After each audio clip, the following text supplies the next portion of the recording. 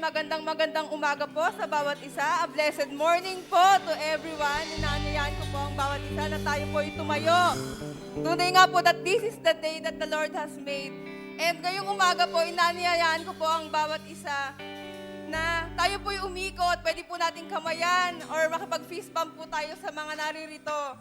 At batiin po natin ng magandang umaga. Maging din po sa mga taong nanonood po sa live, batiin rin po natin yung mga kasama po natin. Pwede rin po tayo mag-comment sa ating live streaming na magandang umaga. Amen. Sige po, tayo po'y umikot at mag-good morning po sa bawat isa. Kapatid, minamahal kong kapatid, sabay-sabay tayong purihin siya. Walang pagsubok na di kaya kung si Kristo'y mangunguna. Habang may pag-ibig magkaisa, ikaw ay aking kapatid, minamahal kong kapatid, sabay-sabay tayong purihin siya. Walang pagsubok na di kaya kung si Kristo'y nangunguna. Habang may pag-ibig magkaisa.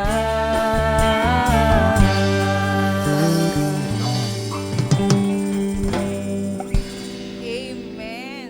Kaya po, bago po tayo mag-start, tayo po muna ay manalangin. Yes, oh Father God, Lord, we hallelujah, hallelujah, Jesus, hallelujah, Father God. Oh, let's worship the Lord, let's praise the Lord this morning, oh God. Oh, hallelujah, Jesus, hallelujah, Father God. Oh, we bless your name today, oh Father God. Oh, we glorify your name, oh Panginoon. Oh, hallelujah, Jesus, hallelujah, Father God. Lord, tunay nga, Panginoon, kami po'y lumalapit sa iyo, oh God, na may pagpapakumbaba, oh God, sa aming puso, Panginoon. Lord, tunay nga, wala po kaming magagawa, oh God, kung wala ka, oh Father God. Lord, we thank you, oh God, for this day, oh God, for this is the day, oh God, that you have made, oh God.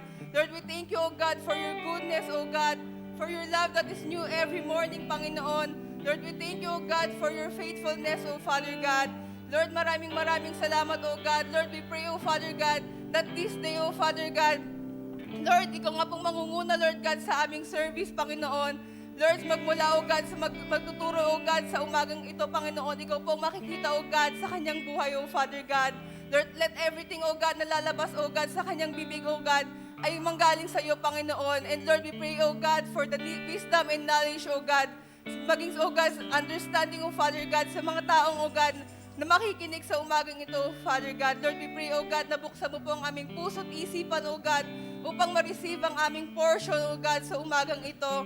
And Lord, we pray, O God, for an excitement, O God, sa aming puso, and an expectation, O God, sa gagawin mo, O God, ngayong umaga. And sa mga portion na marireceive mo amin ngayong umaga, O God, we pray, O God, na magkaroon po ng excitement, O God, yung puso namin, O God. Lord, maraming salamat sa iyo po ang namin pinagkakatiwala ang buong araw na to, O God. We declare, O God, that this service, O God, will be victorious, O God. And Lord, your presence, O God, will be with us, Panginoon. Magmula, O God, sa start ng aming service hanggang matapos ang araw na to, Father God. Lord, pangungunahan mo po, O God, ang araw na to, O God. Tunay nga wala pong silbi ang aming ginagawa kung hindi ka po namin kasama. Lord, we thank you, O God. Sa iyo po ang lahat ng papurit, pasasalamat, O God. In Jesus' name, amen and amen. Amen. Sige po, sa umagang ito, patuloy tayong aawit, magpupuri sa ating Panginoon. So let's just command ourselves sa umaga pong ito na magpuri sa ating Panginoon. Dahil alam ko po, bawat isa sa atin ay merong pinagdaraanan sa buhay. Amen? Kung sa oras naman po ito ay meron kang problema, meron kang iniisip. Yan. So let's isang tabi po muna natin yung mga bagay na yun. And let's just focus on worshiping our Lord. Amen? So we will command ourselves. Sabihin natin sa Panginoon, Lord, I will bless your name. I will exalt your name. Oh, bless the Lord, O my soul, and all that is within me. We will bless your holy name.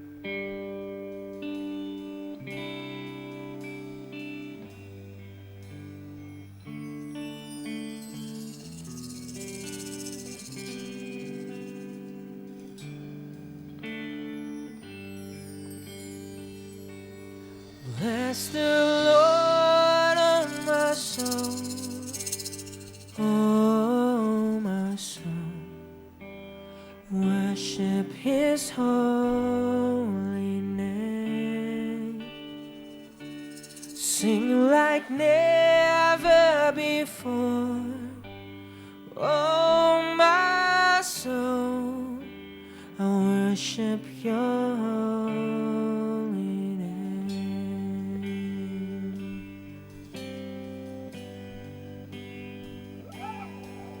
The sun comes up, it's a new day dawning. It's time to sing Your song again. Whatever may pass and whatever lies before me, let me be singing when the evening comes. Bless the Lord. Bless the Lord, oh my soul, oh my soul. Worship His holy name. Sing like never before, oh my soul. I worship Your holy name.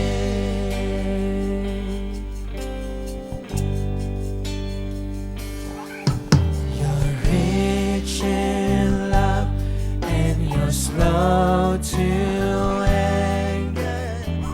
Your name is great and Your heart is kind. For all Your goodness I will keep on singing. 1,000 reasons for my heart to find. So bless the Lord, bless the Lord, oh my soul, oh my soul. Worship His holy name. Sing like never before, oh my soul. I worship Your. Sing, bless the Lord, oh my soul. Bless the Lord, oh my soul, oh my soul. Worship His holy name. Sing like never before. Sing like never before, oh my soul. Worship Your. Oh, once again we will sing. Bless the Lord.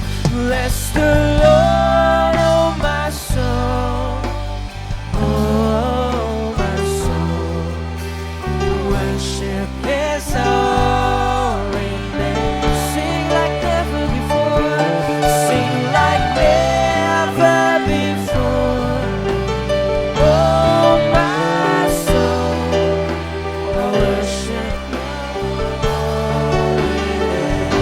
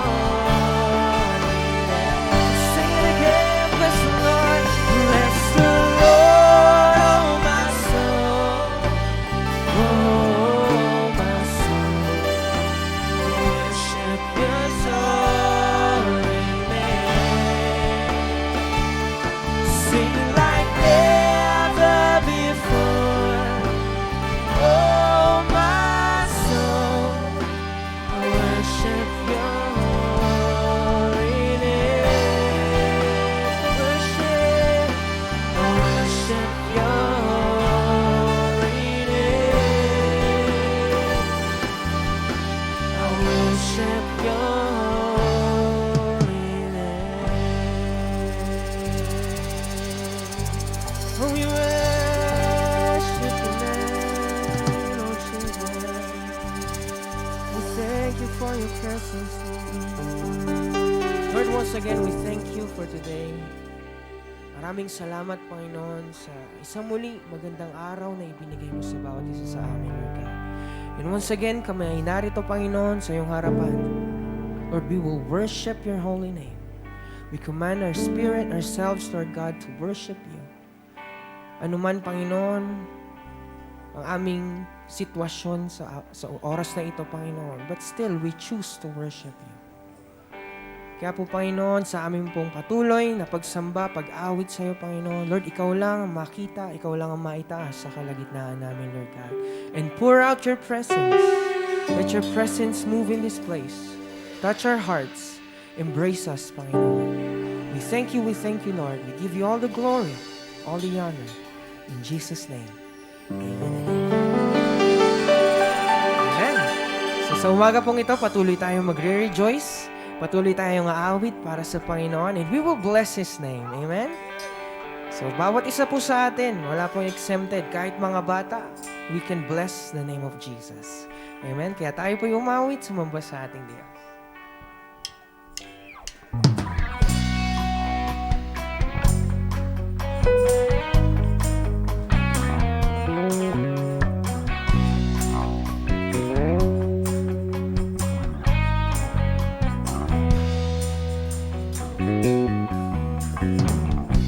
Blessed be your name in the land that is plentiful, where your streams of abundance flow. Blessed be your name. So blessed be your name. Blessed be your name when I found in the desert place, through a walk through the wilderness. Blessed be your name. Every blessing you put out, I turn back to praise. When the darkness closes in, Lord, still I will say, blessed be the name of the Lord. Blessed be your name. Come on, let's bless His name. The name of the Lord. Blessed be your glorious name. Blessed be your name, with the sun shining down on me, when the world's all as it should be. Blessed be your name. Oh, we bless your name, oh Lord. Blessed be your name, with a road marked with suffering, through the pain in the offering. Blessed be your name. Every blessing you put out, I stand back to praise. When the darkness closes in, Lord, still I will say, blessed be the name of the Lord. Blessed be your name. Blessed be your name, Lord. Blessed be your glory. Blessed be your name. Blessed be the name of the Lord. Blessed be your name. Blessed be the name of the Lord. Blessed be your glorious name. You bless me every day. Oh, you bless me every day. I will choose to say, blessed be your name. Say, you bless me every day. We will declare, you bless me every day. You bless me every day, Lord. I will choose to say, blessed be. Come on, church, we will sing. You bless me every day. You bless me every day. Lift up your voice and say,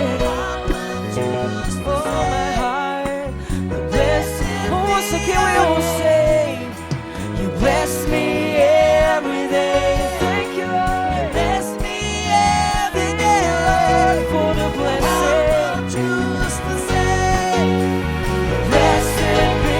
Bless me. Say, you bless me every day. You bless me every day.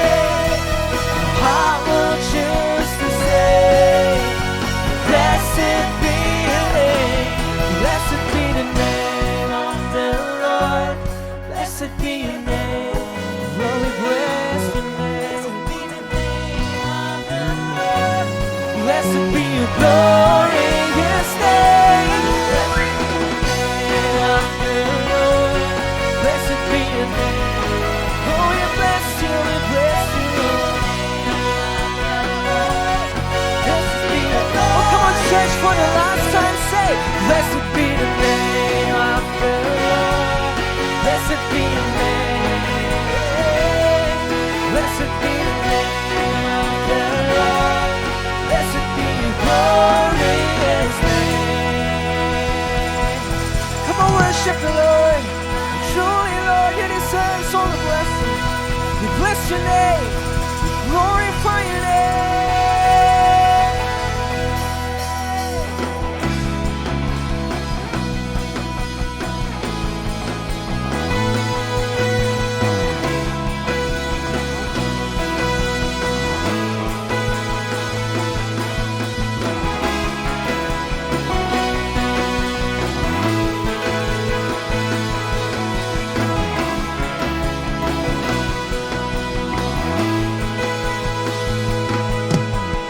I will bless the Lord with all my soul. I will bless the one who made me whole. Sing for you alone. You alone, my Lord. My heart will sing. I will bless the Lord with all my soul. Whoa.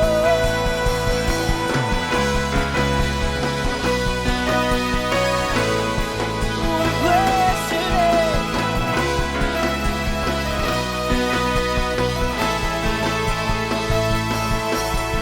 I will tell of all your mighty love. Pull me from the dark into your light. Sing for you alone. You alone, my Lord. My heart will sing. I will tell of all your might. Oh, come on, church, we will sing. Holy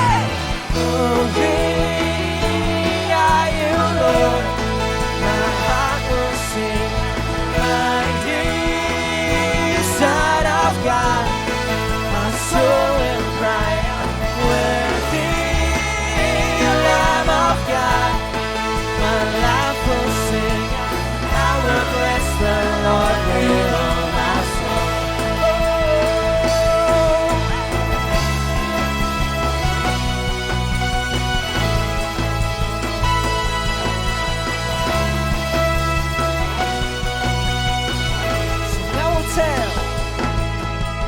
I will tell of all your mighty love.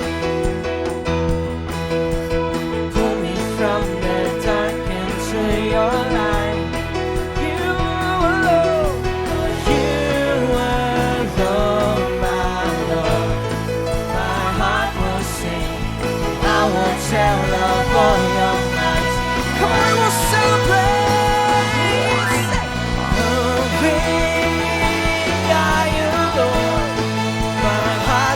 Sing a mighty Son of God. My soul will cry out. Worthy Lamb of God. My life will sing. I will bless the Lord with all my soul. Sing Holy are you, Lord. My heart will sing. Mighty Son of God, my soul will cry out. Worthy is the Lamb of God. My life will sing. I will bless the Lord with all my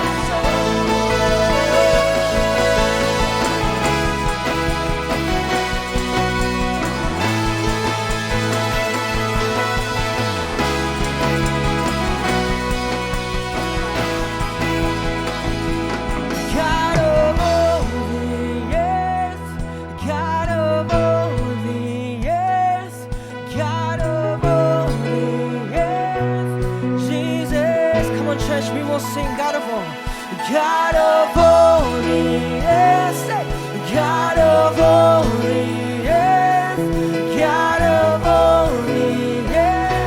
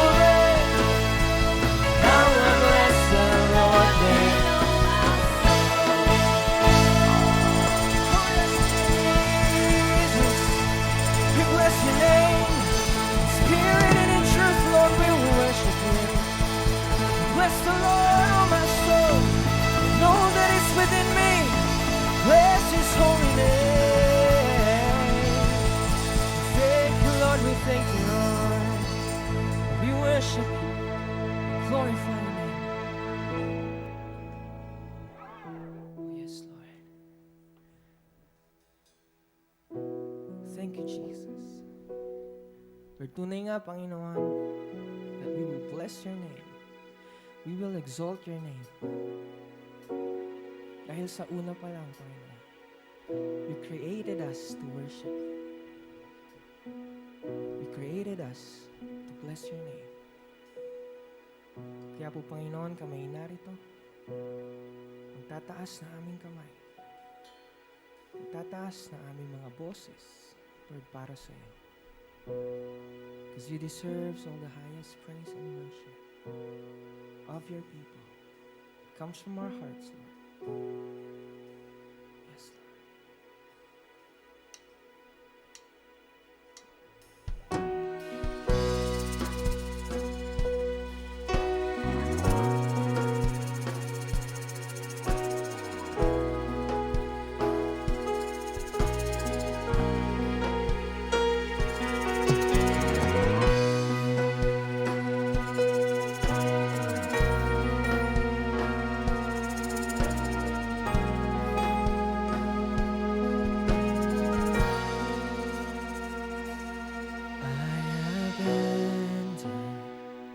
Every distraction, my attention is set on you. My devotion, Jesus, my portion, my affection is set on you. So I was made to worship. I was made to worship. I was made for your embrace.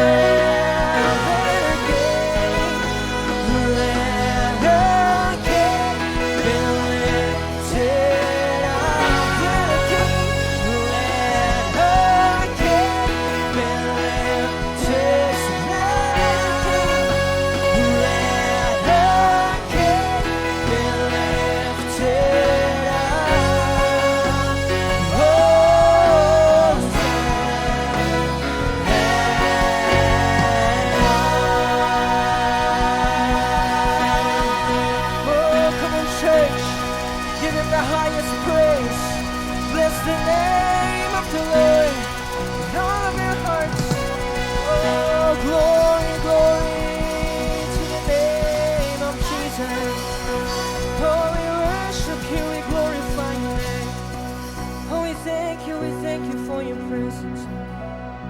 Hosanna in the highest. Hosanna in the highest. Oh yes, Jesus. Thank you, Lord. Thank you for moving in this place. It's so good to be in your presence. There is nothing like your presence. Oh, yes, Lord. We lift your name. Glorify your name. The name above all names, Jesus. There is no other name. No other name but Jesus. We will bless your name. We will bless your name. Thank you, Lord.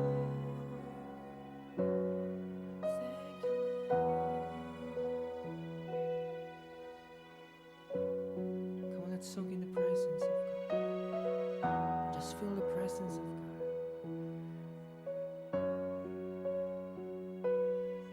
Feel the embrace of His presence this morning. Hosanna in the highest.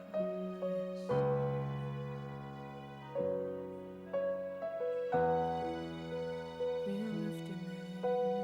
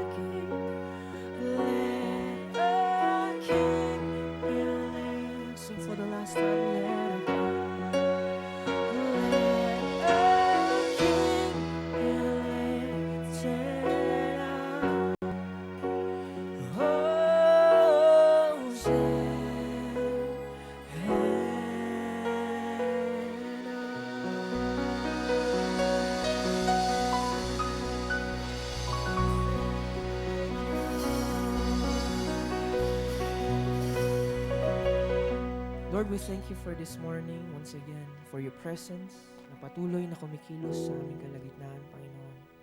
Sa aming bawat papuri, sa aming bawat pag-awit sa iyo, Panginoon.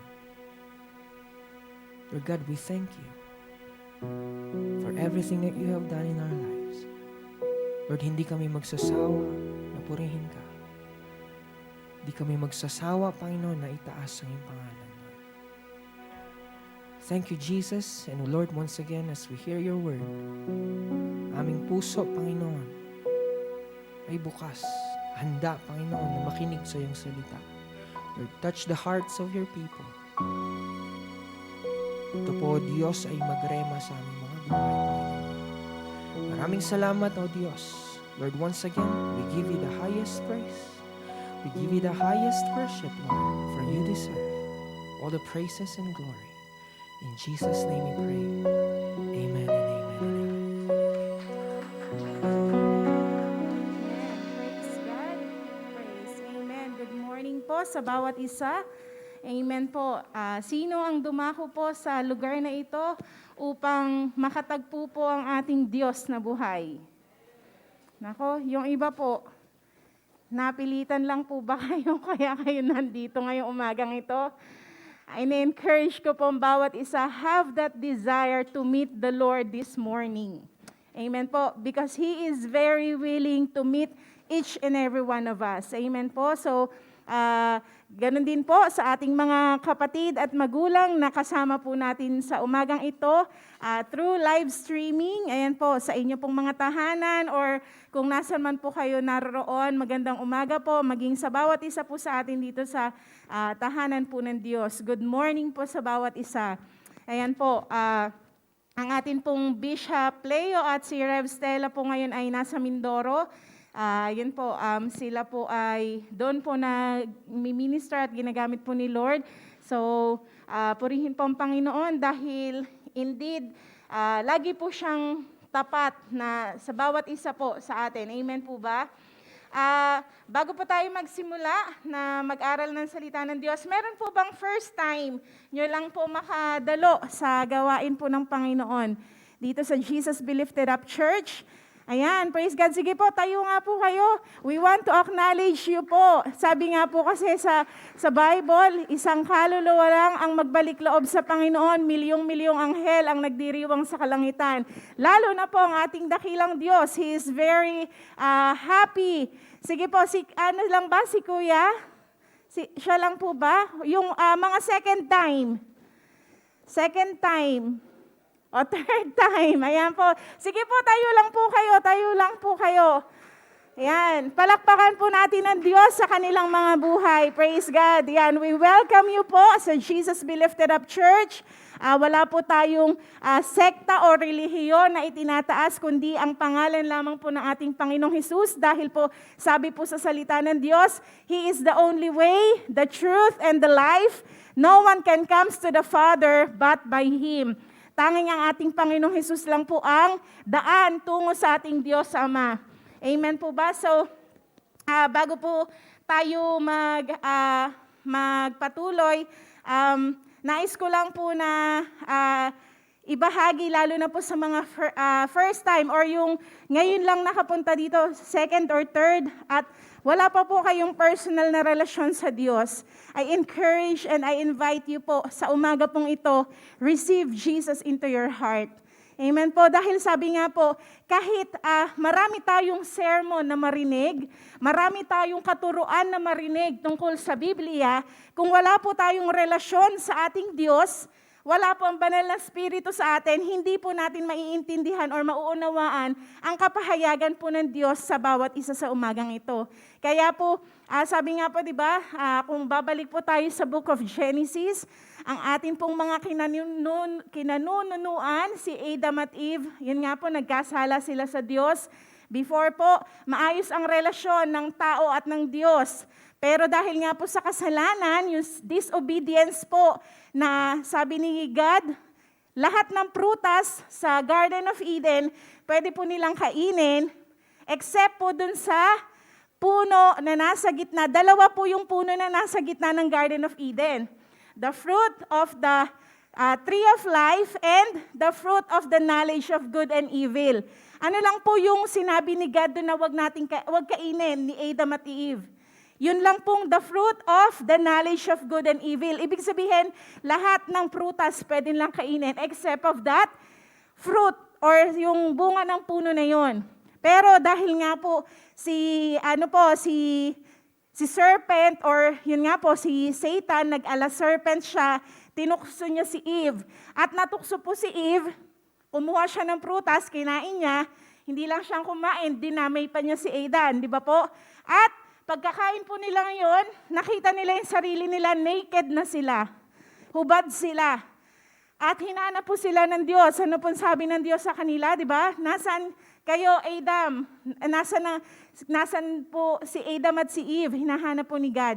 Sabi po ni Adam at Eve, nagtatago sila. At yun nga po, nakita ni God na, kumbaga alam na po ni God na kinain nila yung fruit na pinagbabawal sa kanila. At because of that po, sin came to humankind. Sabi nga po, ang mga baby or yung mga kakapanganak pa lang, do you think po may kasalanan na sila?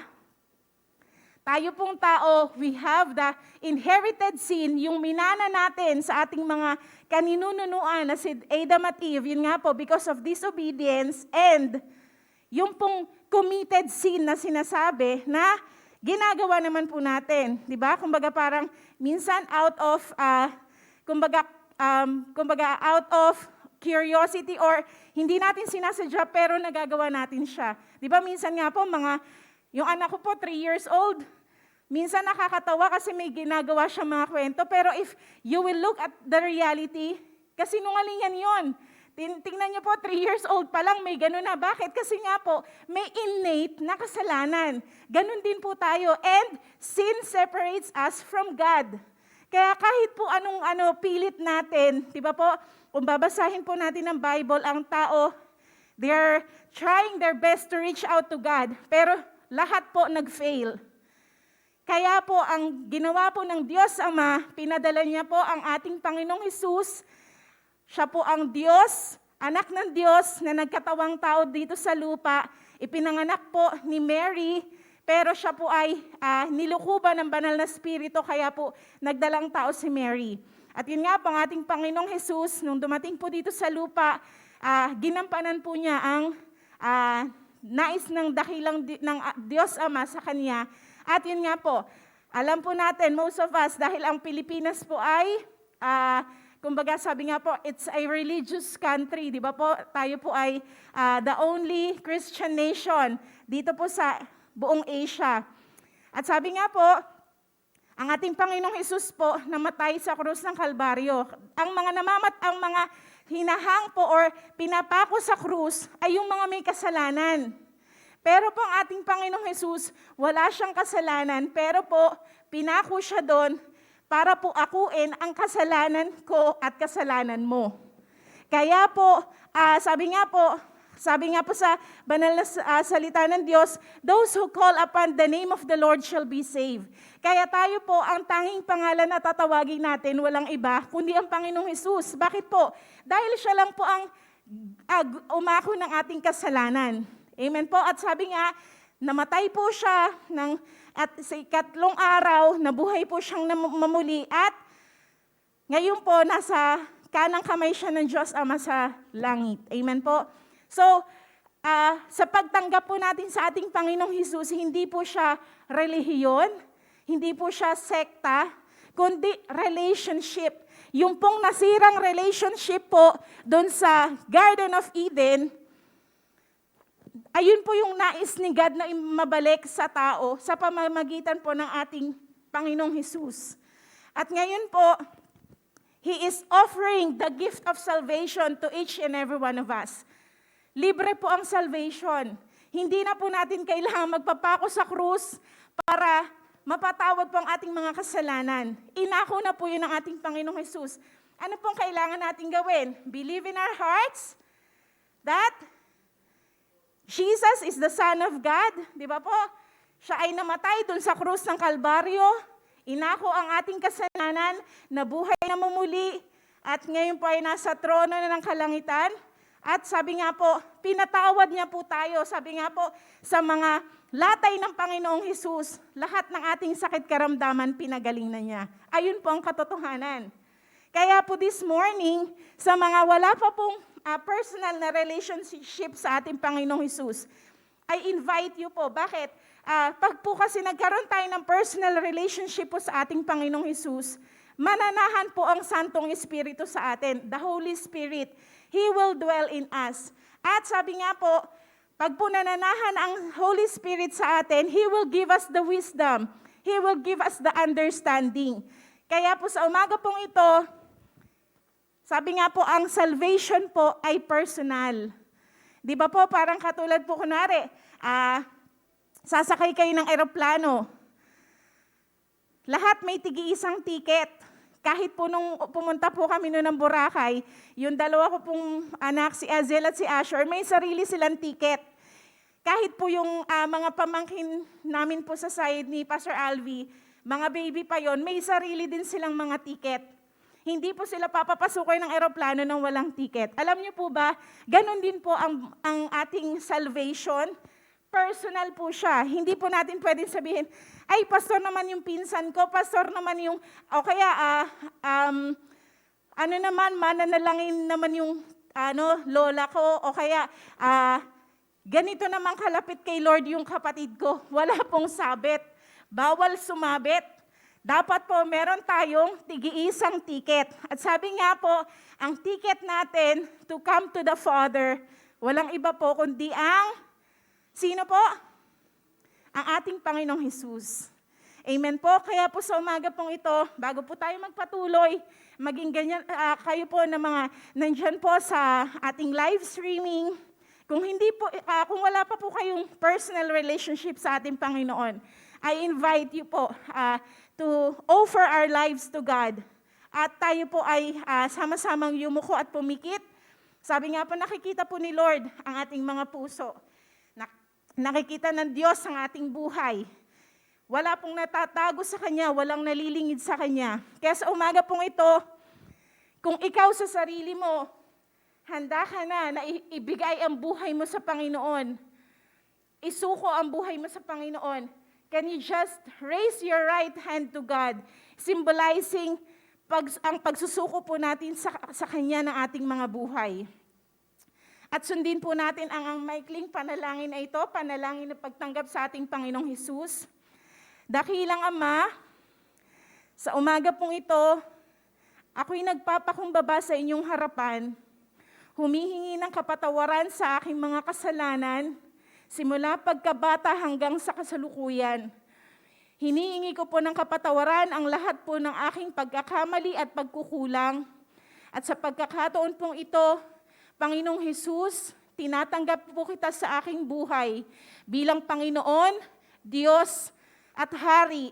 Ikaw po ang manguna, maganap ang plano at layunin mo sa akin. Nais ko po na maglingkod sa iyo, gamitin ang buhay na ito para sa iyo. Salamat po, ang banal na Espiritu ay manahan sa aking buhay upang mas makilala ko po ang Panginoong Hesus sa isang malalim at bibliyang kaparaanan. Salamat po, ito po ang aking dalangin. In Jesus' name, amen and amen. Kung kayo po ay sumunod sa maikli pong panalangin na yon, sabi nga po,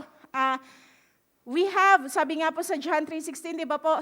Those who believe in the Lord Jesus Christ will never perish but have eternal life. Ang buhay po natin, hindi po natatapos sa mundong ito. Pagkatapos po ng buhay natin sa mundong ito, meron pong eternity na tinatawag. Yung eternity po, sabi nga, kung ang buhay sa mundong ito umaabot ng 70, 75, nung una pong panahon, sila Adam po umaabot ng 1,000 plus yung buhay nila. Pero po, may kamatayan. Ang tao po, merong kamatayan, dalawa po, physical death and spiritual death. Yun nga po, kaya kailangan po nating tanggapin ang Panginoong Hesus para po ma-restore yung atin pong spirit. Amen po? At yun nga po, yung sinasabi ko pong physical death, may katapusan po ang buhay natin sa mundong ito. Pero po ang good news, dahil tinanggap po natin ang Panginoong Hesus sa ating mga buhay, hindi po spiritual death or hindi po tayo mahihiwalay sa Kanya pagka alis po natin sa mundong ito, but we will be with Him forever. Amen po? So sa umaga pong ito, praise God po, kung sino man po ang nanalangin sa inyo, tumanggap sa Panginoong Hesus, I believe, ang pangalan po ng bawat isa sa atin ay nakasulat na po sa Book of Heaven. Kasi sabi po, ang lahat ng pangalan na nakasulat sa Book of Heaven, sila po yung makakapasok doon. Pero lahat ng wala doon, itatapon sa dagat-dagat ng apoy. Kaya po, praise God, congratulate yourself na tinanggap mo ang Panginoong Hesus. Pero po sabi nga, hindi po doon natatapos. We have to continue our walk with God. We have to continue to have that kind of relationship po sa ating Panginoong Hesus. Amen po ba? So, praise God po, sa umaga pong ito, tayo po ay dadako sa atin pong pag-aaralan ng salita ng Diyos. Meron lang po akong 5 bagay na iiwan po sa atin sa umaga pong ito. Ayan po, ang atin pong topic or theme for this month of February is about sacrifice. Amen po. Ayan po, pinamagatan ko po itong sacrifice, a call for holiness. hango pa rin po ito sa ating key verse ng Romans 12 verse 1 and 2. Gusto ko pong basahin sa inyo po sa New Living Translation. Sabi po dito sa Romans 12 verse 1. And so, dear brothers and sisters, I plead with you to give your bodies to God because of all He has done for you. Let them be a living and holy sacrifice, the kind He will find acceptable. This is truly the way to worship Him.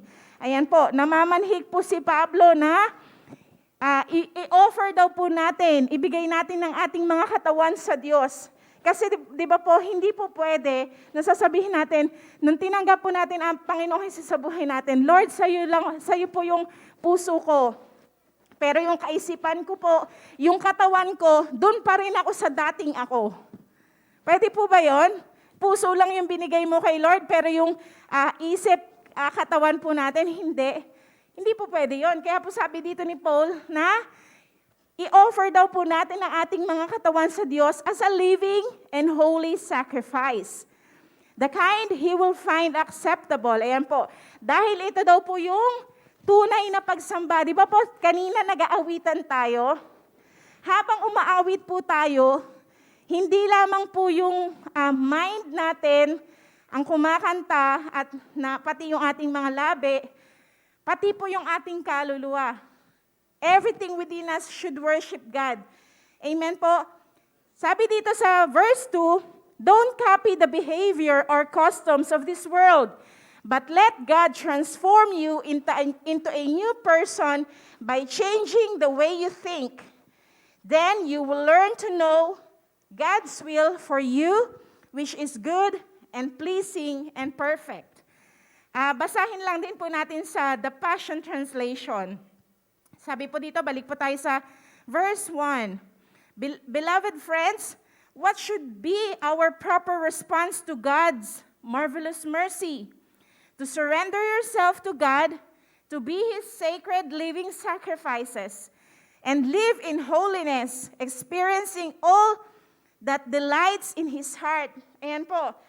Ang ganda po dito, no? Sabi po dito, ano daw po ba yung dapat na respond natin sa, sabi nga po, sa marvelous mercy ng Diyos, na hindi tayo karapat-dapat, di ba po? Pero binigay pa rin po ng Panginoong Hesus yung buhay niya sa atin. Ano daw po dapat yung maging respond natin? Ito po yung sabi ni Paul. To surrender yourself to God, to be His sacred living sacrifice, and live in holiness, experiencing all that delights in His heart. Ayan po. For this becomes your genuine expression of worship. Ayan daw po. Ito yung, kumbaga, sa pamamagitan po nito, ang sabi po dito sa Passion Translation, sabi nga po, ito yung nagiging genuine expression po ng pagsamba natin sa Diyos. Amen po. And sabi po sa verse 2, stop imitating the ideals and opinions of the culture around you, but inwardly transformed by the Holy Spirit through a total reformation of how you think. Napaka-importante po kasi kung paano tayo nag-iisip, di ba? Sabi nga po, kung ano iniisip natin, ayun tayo. Kung iniisip mo, talunan ka lagi, iniisip mo, mahirap ka, iniisip mo, puro negative things, ayun po yung mangyayari sa atin. Kasi ayun po yung power ng mind, di ba po? Kung ano yung nasa mind natin, ayun po lumalabas sa bibig natin. Praise. Kung ano naman po yung, yan. Praise God. Amen. Praise. Sound check. Okay na po? Praise. Or nawala po? Sound? Yan. Okay po. So sabi nga po, kung ano yung nasa mind natin, di ba po? Sinasabi natin. Kung ano yung nasa mind natin, ginagawa natin. So sabi po dito ni Paul, yun nga po, kailangan ng total reformation of how we think. Kung paano po tayo nag-iisip. Sabi po, this will empower you to discern God's will as you live a beautiful life, satisfying and perfect in His eyes. Ayan po. So, napakaganda po nung translation na to, na the Passion Translation. Ayan po. So, bigyan po natin ng, kumbaga, yung para mas maintindihan po natin, dahil nga po we're talking about sacrifice and holiness. Ano nga po ba ang ibig sabihin ng sacrifice? Sacrifice concerns the way of approach to God. Ayan po. Ibig sabihin, kung paano tayo lalapit sa Diyos. Sabi nga po, may standard po ang Diyos. Hindi po tayo ang gumagawa ng standard kung paano po tayo lalapit sa Diyos. He has His own standard. At saan po natin makikita yon? Walang iba kundi po sa salita niya. Amen po? Although marami pong magagandang books na mag-guide sa atin. Di ba? How to live a victorious life, how to become a closer to God. Marami pong mga books na magagandang isinulat ng mga man of God. Pero sabi nga po, let's don't forget the best book that ever given to each and every one of us. Wala pong iba kundi ang salita ng Diyos. Dahil po through this, dito po nangungusap sa atin ng Diyos. Amen po? And sabi nga po, giving to the Lord whatever He requires to us. Kung ano po yung nire-require niya, ayun ang ibibigay natin sa Kanya. Hindi po tayo mag-iimbento ng sarili natin na, ay ito yung gusto ni Lord. Kaya ito yung ibibigay ko. Huwag na po nating pahirapan yung mga sarili natin. Nasa salita po ng Diyos kung ano yung gusto niya. Inihayag na po niya. Huwag na po tayong, huwag na nating mag-try na mag-create or mag-innovate. Meron na po na ibinigay ang Diyos. And from the word holiness, ang root word po nun is holy. Di ba po? Holy means sanctified, set apart, separate. Ibig sabihin, kumbaga, itinalaga ka na or inalis ka na. Sabi nga po, we have been taken out from the darkness at nilagay na po tayo sa light. And which is the light of this world, ang ating pong Panginoong Jesus, di ba po? So sanctified, ibig sabihin, kumbaga, nilinis na po tayo, nililinis tayo through the Word of God. So, ano po ba yung nais ng Diyos sa buhay ng bawat isa sa atin? Meron lang po akong ibibigay sa inyong 5. Ayan po. Basahin po muna natin, sabi po sa Exodus 19, magsimula po tayo sa verse 10. Ito po yung time na ang mga Israelites ay nakaalis na po sila sa Egypt. Nasa desierto na po sila sa wilderness, papunta po sa promised land. Imimit po ni God ang mga tao. At ito po yung instruction niya kay Moses. Sabi po dito sa verse 10, Then the Lord said to Moses, Go to the people and consecrate them today and tomorrow, and let them wash their clothes. Ayan po. First po is, we have to, ano po yung number 1? Consecrate. Ano po ibig sabihin yan? Consecrate is also translated as sanctify, make holy. Means separation with relationship to God. Yun po yung nais ng Diyos na yun nga po, magkaroon tayo ng totoong relationship sa Kanya. Di ba po kung dati, nung wala pa tayong relationship kay God, lahat po ng desisyon, tayo lang. Wala tayo, kumbaga hindi natin kinukonsulta kung kalooban ba to ni Lord, o kaya, ito kaya yung plano niya sa buhay ko. Basta po, lalo na yung mga risk taker, di ba? Kumbaga, they're deciding out of their own conviction, out of their own, kumbaga, yung alam nilang tama. Pero sabi nga po, once we are consecrate to God, sabi nga po, we give priority to our relationship to God. Di ba po, bilang mga anak, sino po dito ang may mga magulang pa? Taas ang kamay.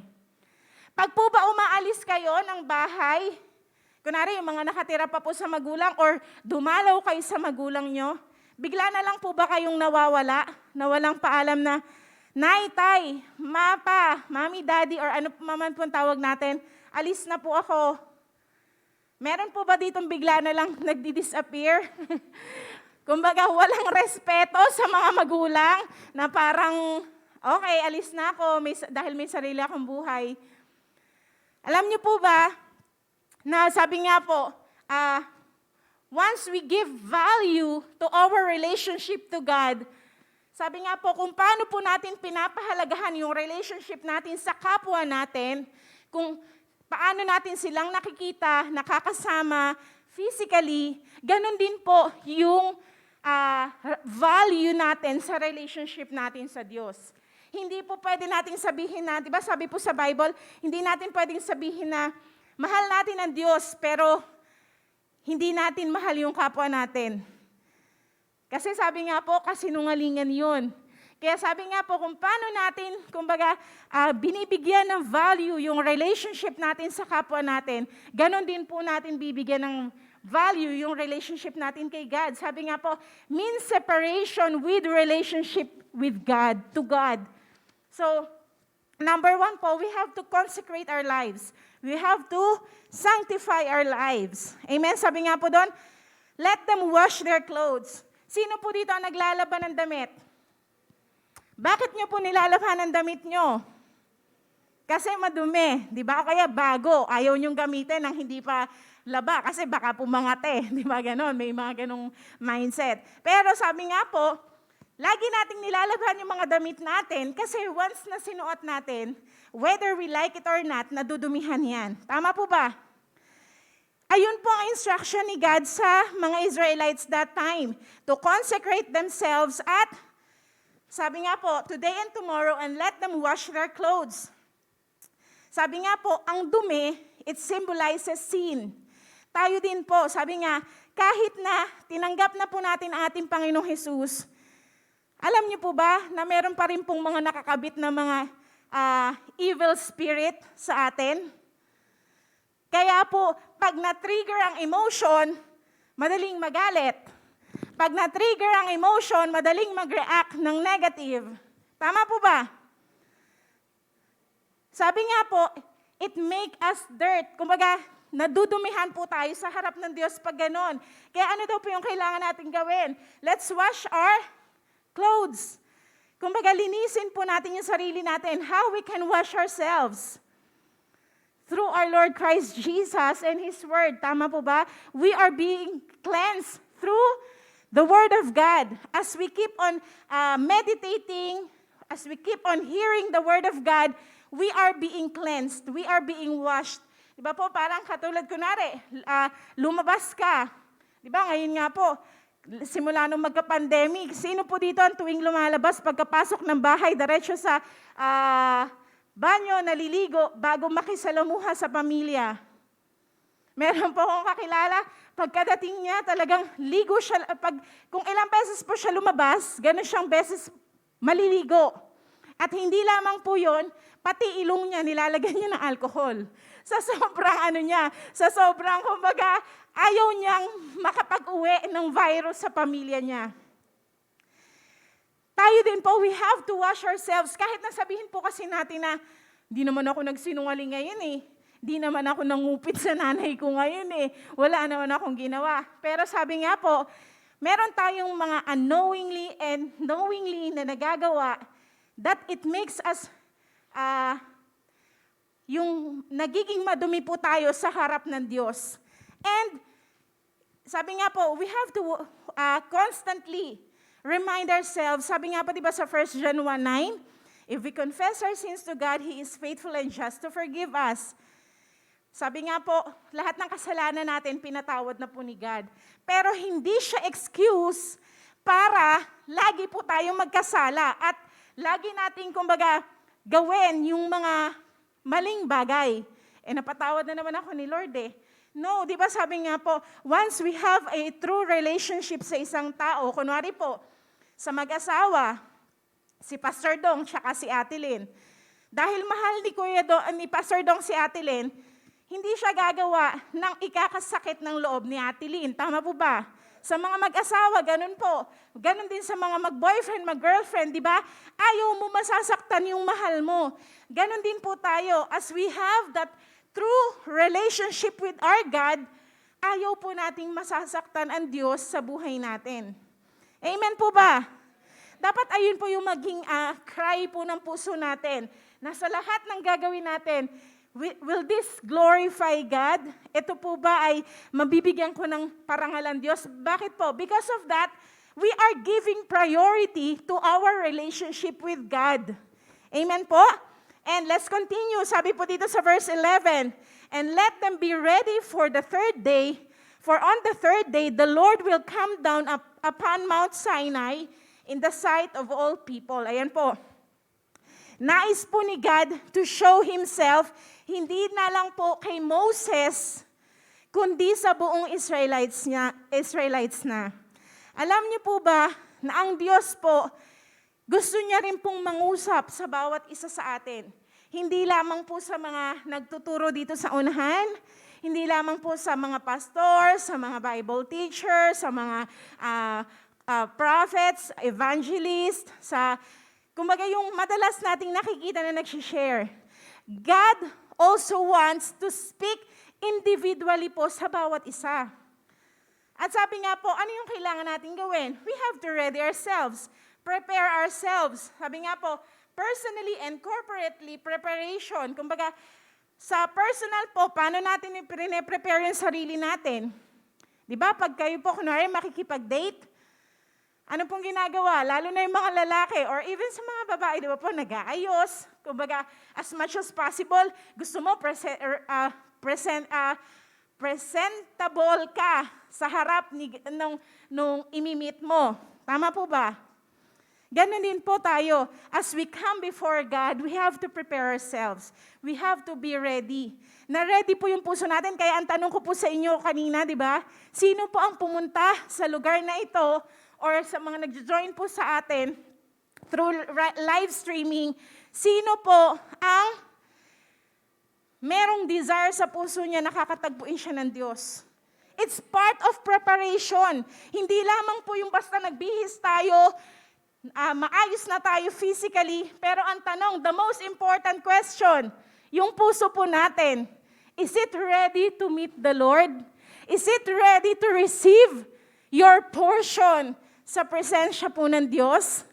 Alam niyo po nung soaking po nung Friday, I also invite everyone po, hindi lamang po ito sa worship team or sa mga leaders, I invite you to come. Iba po yung presence ni Lord nung Friday dito. Ako po personally, medyo mabigat po yung nararamdaman ko po that time Kumbaga, marami pong alalahanin, maraming isipin. Pero po, alam niyo po, ito po yung pinakagustong-gusto ko every time I enter the presence of God. I can feel the peace that passeth all understanding. Di ba po, sino yung mga nandito po nung Friday? Di ba po, iba yung presence ni Lord nung Friday. Kaya po, I invite you, kayo po yung mga hindi pa po nag-join, 1 hour to 1.5 hour, just to sit in His presence. Sabi nga po, His presence always makes the difference. Kahit po sabihin natin na sa mundo po, sa tao, parang kailangan, di ba po, paano tayo sabi nga, magpapahinga ka, minsan di ba, naka 8 hours ka na natulog, ang bigat-bigat pa rin ng katawan mo, parang pagod na pagod ka pa rin. Pag sinabi po, di ba, mag-rest ka ng mind mo, punta ka sa beach, pumunta ka sa bundok, or kung saan-saan, para ma-relax ka. Alam niyo po ba, ang tanging susi, go to His presence. Dahil po in the presence of God, everything can change. Pwede pong mabago yung sitwasyon natin. Hindi mo po kailangan gumastos ng malaki just to receive what God has for you.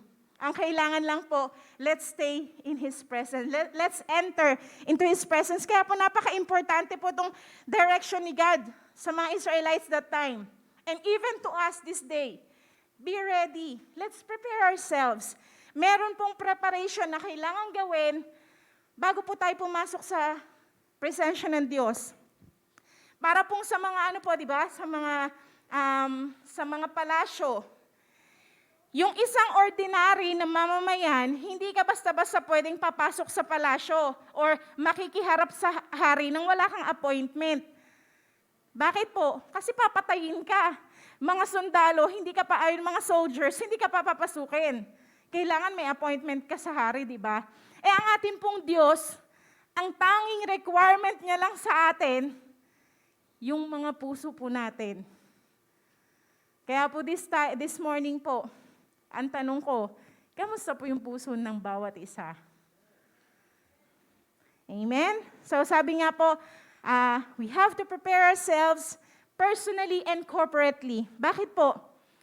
Because hindi lamang po the Lord wants to meet us personally, even corporately, as a church.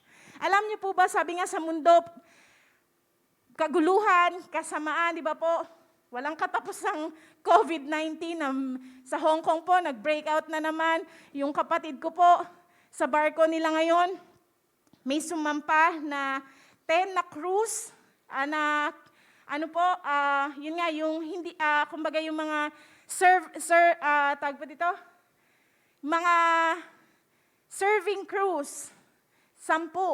Sa 10 po na yon, yung isa, after 2 or 3 days, nag-positive. Ngayon po, yung direct contact nung crew na yon, nahawa po yung direct contact niya. So, 2 na sila. Ngayon, 3 na po yata sila. Kaya nga po, we're really praying dahil yung kapatid ko po si Naya, out of 1,000 na crew dun po sa Royal Caribbean sa Hong Kong, 800 po naka-quarantine. Tapos yung 200 po sila yung nagsaserve dun sa mga naka-quarantine. Yung kapatid ko po, isa siya po sa mga nagsaserve. Kaya po humingi talaga siya ng prayer na, yun nga po kasi sila yung nagdadala ng food dun sa mga rooms. So, alam naman po natin, even though the virus is there, pero po, mas dakila at makapangyarihan po ang Diyos natin. Amen po? Sabi nga po, and even yung nangyayari ngayon sa Ukraine, sa Russia, sabi nga po, it can start a world war. Kumbaga, hindi po natin mapipigilan ang mga bagay na yan. Pero po, ano yung pwede nating ma-prepare? Walang iba kundi yung sarili po natin, di ba? First of all, yun nga po, yung relationship natin kay God, and at the same time, yung mga pwede po nating magawa in our capacity. At parang katulad nga po dito sa mga Israelites that time, yung mga pinagagawa po sa kanila ni God na direction, maging para rin sa atin po ngayon, meron po tayong pwedeng magawa doon. Hindi siya beyond our capacity. We can do something in it. And, bakit po? Dahil di ba po sabi sa Isaiah 60 verse 1 and 2, Arise, shine, for your light has come, and the glory of the Lord has risen upon you. Sabi nga po, deep darkness covers the earth. Nandun na po tayo ngayon sa prophecy po ni Isaiah noon, ni Isaiah sa chapter 60. Deep darkness is covering the earth. Nandun na po tayo sa time na yon. Pero ano po yung good news doon? Dahil po deep darkness ang bumabalot sa buong mundo, when the glory of God comes, at kanino po siya dadating? Nako. Kanino po bababa ang glory ni God? Sabihin mo sa sarili mo, sa akin, sa iyo, sa bawat isa po sa atin na may totoong relationship kay God. Kaya po we have to prepare ourselves because we will be a living vessel of God. Naku, hindi kayo excited. Alam niyo po ba, habang binibigay po to ni Lord sa akin, ako po personally na-excite ako. Kasi po dati, parang kumbaga, di ba po minsan meron tayong mga gustong gawin, na although kahit gusto natin siyang gawin, hindi natin nagagawa. Pero sabi nga po, if we will always look at yung purpose ni God sa buhay mo, hindi ka gagawa ng isang bagay na alam mong wala sa plano ng Diyos sa buhay mo.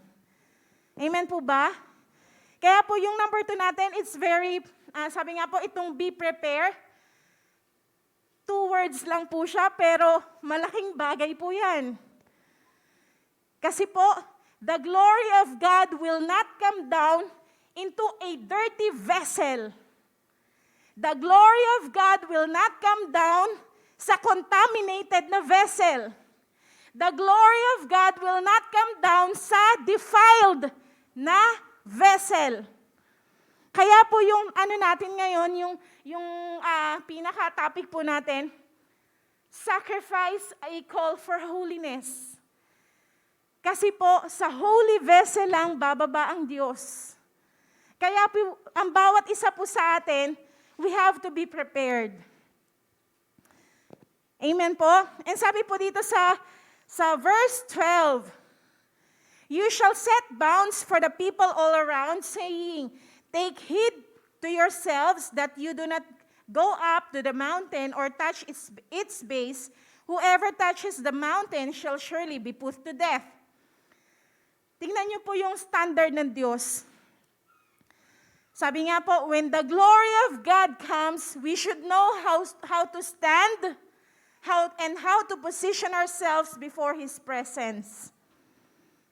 Pag po dumating ang presidente,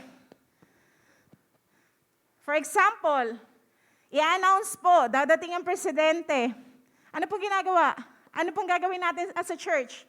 Di ba po, magpre-prepare tayo, maglilinis, lahat ng kalat, itatapon na, or yung mga pwedeng itabi muna. Di ba po, may preparation na ginagawa. Ayaw po natin na makikita ng presidente na madumi, may kalat, may mga nakalawit-lawit na agyo. Tama po ba? Ganon din po, when the glory of God comes, tayo po personally, we have to prepare ourselves. And sabi nga po, the greater of God's glory, the greater of His standard. Naalala niyo po yung story po ni Uza? Basahin ko lang po ito saglit. Sa 2 Samuel 6 verse 1-7.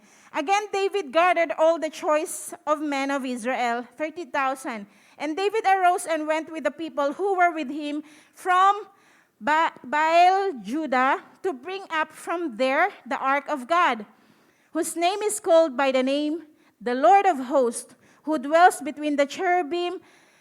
So they set the ark of God on a new cart. Ayan po, dadalhin po nila yung ark of the covenant at inilagay ito sa bagong lagayan. Sabi po dito,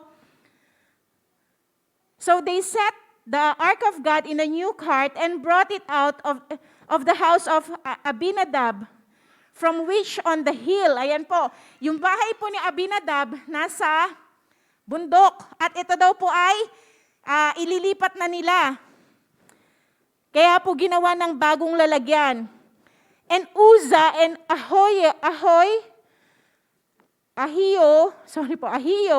the sons of Abinadab drove the new cart. Ayan po. Si Uzzah po at si Ahio, mga anak po ni Abinadab. And they brought it out of the house of Abinadab, which on the hill accompanied the ark of God. And Ahio went before the ark. Then David and all the house of Israel played music before the Lord on all kinds of instruments, of fir wood, on harps, on stringed instruments, on tambourines, on sistrums, and on cymbals. And ito na po, verse 6. And when they came to Nachon's threshing floor, Uzzah put out his hand on the ark of God and took hold of it, for the oxen stumble. Ayan po. Dahil nga po, di ba, imagine niyo po, nasa bundok yung bahay ni Abinadab, di ba po? At ibababa na nga po nila, dadalhin po nila sa city of David. Sabi nga po, gumalaw yung lagayan. Si Uzzah po, para hindi bumagsak yung Ark of the Covenant, ano pong ginawa niya? Hinawakan niya lang. Pero tignan niyo po. Then, verse 7, the anger of the Lord was aroused against Uzzah, and God struck him there for his terror, and he died there by the ark of God. Tama po yung motibo ni Uzzah na hindi po bumagsak yung Ark of the Covenant. Tama po ba? Pero, bakit po siya na-struck ni God? Sa paghawak niya po ng Ark of the Covenant. Ano pong mali doon?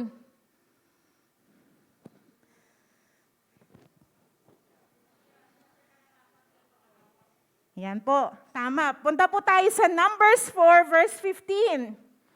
Numbers 4 verse 15. Sabi po dito, and when Aaron and his sons were finished covering the sanctuary and all furnishing of the sanctuary, when the camp is set to go, then the sons of Kohath shall come to carry them. But they shall not touch any holy thing lest they die. These are the things in the tabernacle of meeting which the sons of Kohath are to carry. So, ibig sabihin po dito, mga instruction po to ni God kay Moses sa Numbers. Ang mga Kohathites or yung mga lahi lang po ni Kohath ang pwedeng magkarga ng Ark of the Covenant. Si Abinadab po at ang kanyang mga anak, wala po sa lahi ni Kohath. Ano po ibig sabihin nun? Ito po yung standard ng Diyos. Yung sinasabi ko po sa atin kanina, may standard po ang Diyos.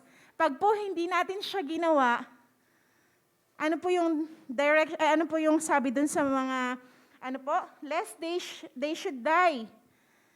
Kumbaga, ang kapalit po, once the presence of the Lord comes, or the glory of the Lord comes, yun nga po, symbolizing yung nung Ark of the Covenant, pag mali po ang posture natin, habang pinag-aaralan ko po to, na-realize ko po, kaya pala po, may kahit mga man of God na, or merong, kumbaga, nagsaserve na sa Panginoon, dahil hindi po nila, maring na-overlook lang nila, or maring naintindihan nila, pero maring hindi nila ginawa, hindi po sila namamatay physically. Yung iba namatay, may mga nakilala po kami, pero yung pong kanilang paglilingkod sa Diyos ay nawawala na, tumitigil na.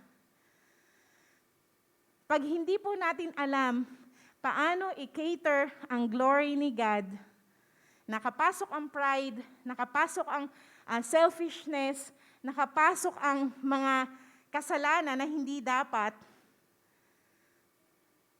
Kumbaga, yun nga po, death comes. Hindi man physically, but spiritually. Kaya po, kahit naglilingkod na sa Panginoon, nagbabackslide. Bumabalik dun sa dating buhay nila. Kasi, sa Old Testament pa lang po, binigay na ng Diyos ang direction. Hindi lamang po ito para sa mga Israelites. It's all for us. Kaya po yung number 2 po nating be ready. Sabi ko po sa inyo, napakahalaga po nun. Before the presence of the Lord comes, we should know how to position, how to posture ourselves before His presence po. Para po alam natin paano i-cater ang glory ni God. Even the worship team, hindi lang po tayo basta kanta na song na gusto natin. We should know what is the song in the heart of God. How He wants to minister to people. Tayo po, yung mga, let's say, yung mga ministry heads, hindi lang po basta ginagawa natin to kasi ito yung sabi sa atin, know the heart of God for your ministry. Meron po tayong kanya-kanyang assignment, especially sa mga may hinahawakan po. Amen po. Nasabi nga, katulad po ni Uza, although tama yung motibo niya, kung mali po ang pamamaraan, nakita po natin sa story ni Uza, di ba po? Kaya po kailangan alamin natin yung standard po ng ating Diyos. Sabi nga po, di ba, Jesus came not to abolish the law, but to fulfill. Finulfill na po ni Jesus kasi wala naman po talagang makakapag-fulfill nung mga binigay po ni God sa atin ng mga commandments, na mga, yun nga po, yung mga standards niya. Kaya po kailangan natin ang ating Panginoong Jesus. Kasi po, He will help us to walk in God's righteousness, to walk in God's holiness, to walk in God's purity. So let's continue po. Ito na po, Exodus 19 verse 13. Not a hand shall touch him, but he shall surely be stoned or shot with an arrow, whether a man or beast, he shall not live. When the trumpet sounds along, they shall come near the mountain. Ayan po, napaka-clear ng instruction po ng Diyos. And sabi po dito sa verse 14 and 15, so Moses went down from the mountain to the people and sanctified the people, and they washed their clothes, and he said to the people, be ready for the third day. Do not come near your wives. So yan po, may instruction. And let's jump na po sa chapter 20, verse 18. Let's start to 18 po and 19. Ito na po yung minute na po ni God ang mga Israelites. Tignan niyo po sa verse 18. Now, all the people witnessed the thunderings, the lightning flashes, the sound of the trumpet, and the mountain smoking. And when the people saw it, they trembled and stood afar off. Then they said to Moses, you speak with us, and we will hear, but let not God speak with us, lest we die. Tignan niyo po yung naging respond ng mga tao. Maaari pong ginawa nila yung instruction ni Moses na maghanda sila, di ba? Sanctify themselves, wash their clothes. Pero, maaring yung mga puso po nila hindi prepared to meet God. Ano po yung naging respond nila? They trembled and stood afar off. Instead po na lumapit lalo sa Diyos, lumayo sila at natakot po sila. Ito po yung number 3 natin. Do not fear. Sabi po dito sa verse 20, and Moses said to the people, do not fear, for God has to come to test you, that his fear may be before you, so that you may not sin. So the people stood afar off, but Moses drew near the thick darkness where God was. Ito po yung number 4 natin. Meron pong fear na dalawang bagay. Ito po yung unang fear. Yung fear po na tinutukoy dito, it is an unpleasant emotion caused by the belief that someone or something is dangerous, likely to cause pain or a threat. Ganito po yung naramdaman ng mga tao po, ng mga Israelita po noon. Ang nakita nila, yung sinabi po ni Moses na walang hahawak dun sa mountain, sa base ng mountain, either tao or animal, kasi nga po, that is a holy place. Pag pumunta sila doon, ano po sabi? Mamamatay sila. Tignan niyo po, it's very important saan nakafocus po ang mind natin. Yung mga tao, doon sila nakafocus. Kaya po, tingnan niyo po, natakot sila na ang naging dating po sa kanila, that God is a dangerous God. That God will cause them pain or will cause them death. Yun po yung kind of fear na pumasok sa mga Israelita that time. Pero ano po sabi ni Moses, do not fear. Huwag po tayong matakot. Parang katulad po ngayon, di ba? Kung titignan po natin, ang mundo, pasama ng pasama, parang, yes, may mga magaganda at mga mabubuting bagay pa rin po. Pero, generally speaking, dito na lang po sa Pilipinas, huwag tayong lumayo. Sa papalapit na eleksyon, minsan po nakakaano ng magtingin sa newsfeed. Wala nang katapusan ang bangayan ng yung mga supporters ng mga different candidates. Wala po akong against kung kanino kayo, sino po ang inyong kandidato. Pero tignan niyo po ang ginagawa. Di ba? Behind that scene, the enemy is very happy dahil imbis na magkaisa pa ang mga mamamayang Pilipino, bangayan ng bangayan, awayan ng awayan. Minsan po, di ba, may nabasa pa po ko, dahil lang because of the different yung political views, in-unfriend yung kanyang friend. Dati, best friends sila, ngayon, enemies na. Tingnan niyo po yung nangyayari. Nasisira ang relationship. Tama po ba? At sabi nga po, ano pa po yun nga po, yung COVID na yan. Although meron ng mga vaccination. Pero, nasugpo po ba? Yes, nabawasan po yung pero katulad po sa Hong Kong, halos 90% na po ng tao doon, halos vaccinated, pero ngayon nag-shoot up na naman yung COVID doon. Yung nangyayari na gulo sa Ukraine, sa Russia, yung respond ng US, ngayon po, ang taas-taas ng gas natin, di ba po? Tingnan niyo po, see what is happening in the world. Pero sabi nga po, huwag tayong matakot because this is the most exciting days in our lives. Bakit po? Dahil makikita natin, if we are prepared, if our hearts are prepared, we will be able to see the glory of God. Pero po kung hindi tayo prepared, instead na maging, kumbaga blessing sa atin yung glory ni God, katulad po ng mga Israelites, iba yung nakita nila. Natakot lang sila sa glory ni God. Di ba po? Imbis na lumapit sila, ano pang sabi doon? Lumayo palalo sila. Sabi nila, Moses, ikaw na lang makipag-usap sa Diyos. Makikinig na lang kami kung ano yung sasabihin mo. See the difference po nung prepared yung puso at hindi. And sabi po dito, di ba ni Moses, do not fear, for God has come to test you, and that His fear may be before you, so that you may not sin. Ito po kasi yung gusto ng Diyos.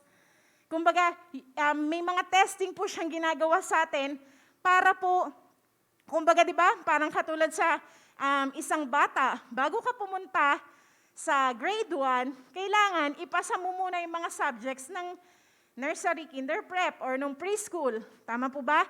Bago ka pumasok sa high school, kailangan ipasa mo yung mga subjects ng elementary, from grade 1 to grade 6. O ngayon po, may junior high, may high school, yung senior high pa, ganyan. At bago pumasok sa college. Ibig sabihin po, di ba, sabi nga sa Bible, the glory of God is from glory to glory. Ibig sabihin, nag-elevate po yung glory ni God. Kung dati, kumbaga, eto, pinakita na ni Lord yung glory niya sa atin through this building, hindi po natatapos doon. The glory of God continuously increasing according po sa capacity ng lalagyan ng puso ng bawat isa sa atin. Yung ginagawa po ni Lord sa, sa mga satellite natin, sa Alaminos, sabi nga po doon, kulang na ng workers. Bakit po? Ang daming binubuksan ng gawain ni Lord. Ang tanong, meron po bang handa na puso na kahit saan ipadala ng Diyos? You are very willing to be used by God. Yung number 4 po natin, hindi po yung fear na katulad nitong number 3 natin. Number 4 po natin, have the fear of the Lord into our hearts. Ano po yung fear of the Lord na sinasabi dito? Sabi nga po, para hindi po tayo magkasala. Ito po yung fear of the Lord sa puso po natin.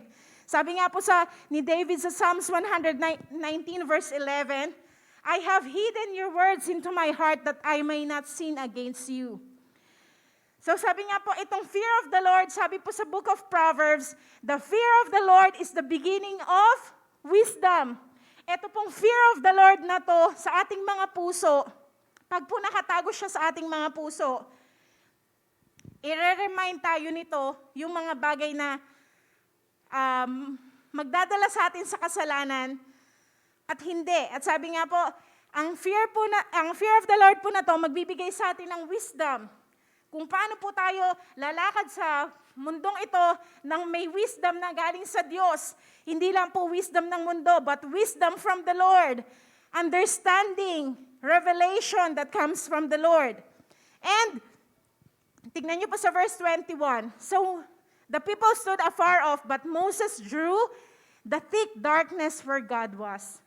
Ang tingin po ng mga tao, yung thick darkness, Nakakatakot siya. Pero tignan niyo po si Moses. Tignan po natin yung life ni Moses, di ba? Alam ni Moses, kilala niya kung sino ang Diyos na kumakausap sa kanya. Although the people around him, nakikita nila na yun nga, pwedeng mamatay si Moses o kaya nakakatakot yung Diyos na nakikipag-usap kay Moses. But baligtad po, si Moses lalo siyang lumapit sa Diyos that time. Di ba po sabi nga, Moses drew near the thick darkness where God was. Kung nasan po ang Diyos, sabi nga, di ba po sabi ni David sa Psalms, kahit nasan po tayo, kahit nasan siya, kahit dalhin pa siya sa Sheol, o dun nga po sa impyerno, basta nandun ang Diyos, He will go, di ba? His presence is everywhere. Kahit na nasa ang trabaho ka ngayon, if the presence of God is there, you will prosper. Kung nasa ang pamilya ka naroon ngayon, kahit mahirap physically, naghihirap kayo, but if you invite the presence of God, there will be changes. Yung pong presence ni Lord will always makes the difference. Kaya po, number 4 po natin, have the fear of the Lord. Huwag po yung number 3 na takot. Sabi nga po, yung unpleasant emotion, hindi po yun yung dapat nating i-entertain sa buhay natin. But the fear of the Lord into our hearts. And ito po yung last natin. Number 5. Be holy. Ayan po. Kaya nga po yung natin, a call for holiness. Sabi po sa Leviticus 20 verse 7, consecrate yourselves therefore and be holy for. Ano po sabi dito? Si God ang nagsasalita dito. For I am the Lord your God. Bakit po? Holy ang Diyos po natin. Sabi nga po, walang makakalapit sa Kanya pag po contaminated tayo. Pag po kumbaga, yun nga, maraming nakatabi sa puso natin na karumihan. And sabi po dito sa 1 Peter 1:13-16, therefore, gird up your loins, for your mind, be sober, and rest your hope fully upon the grace that is to be brought to you at the revelation of Jesus Christ.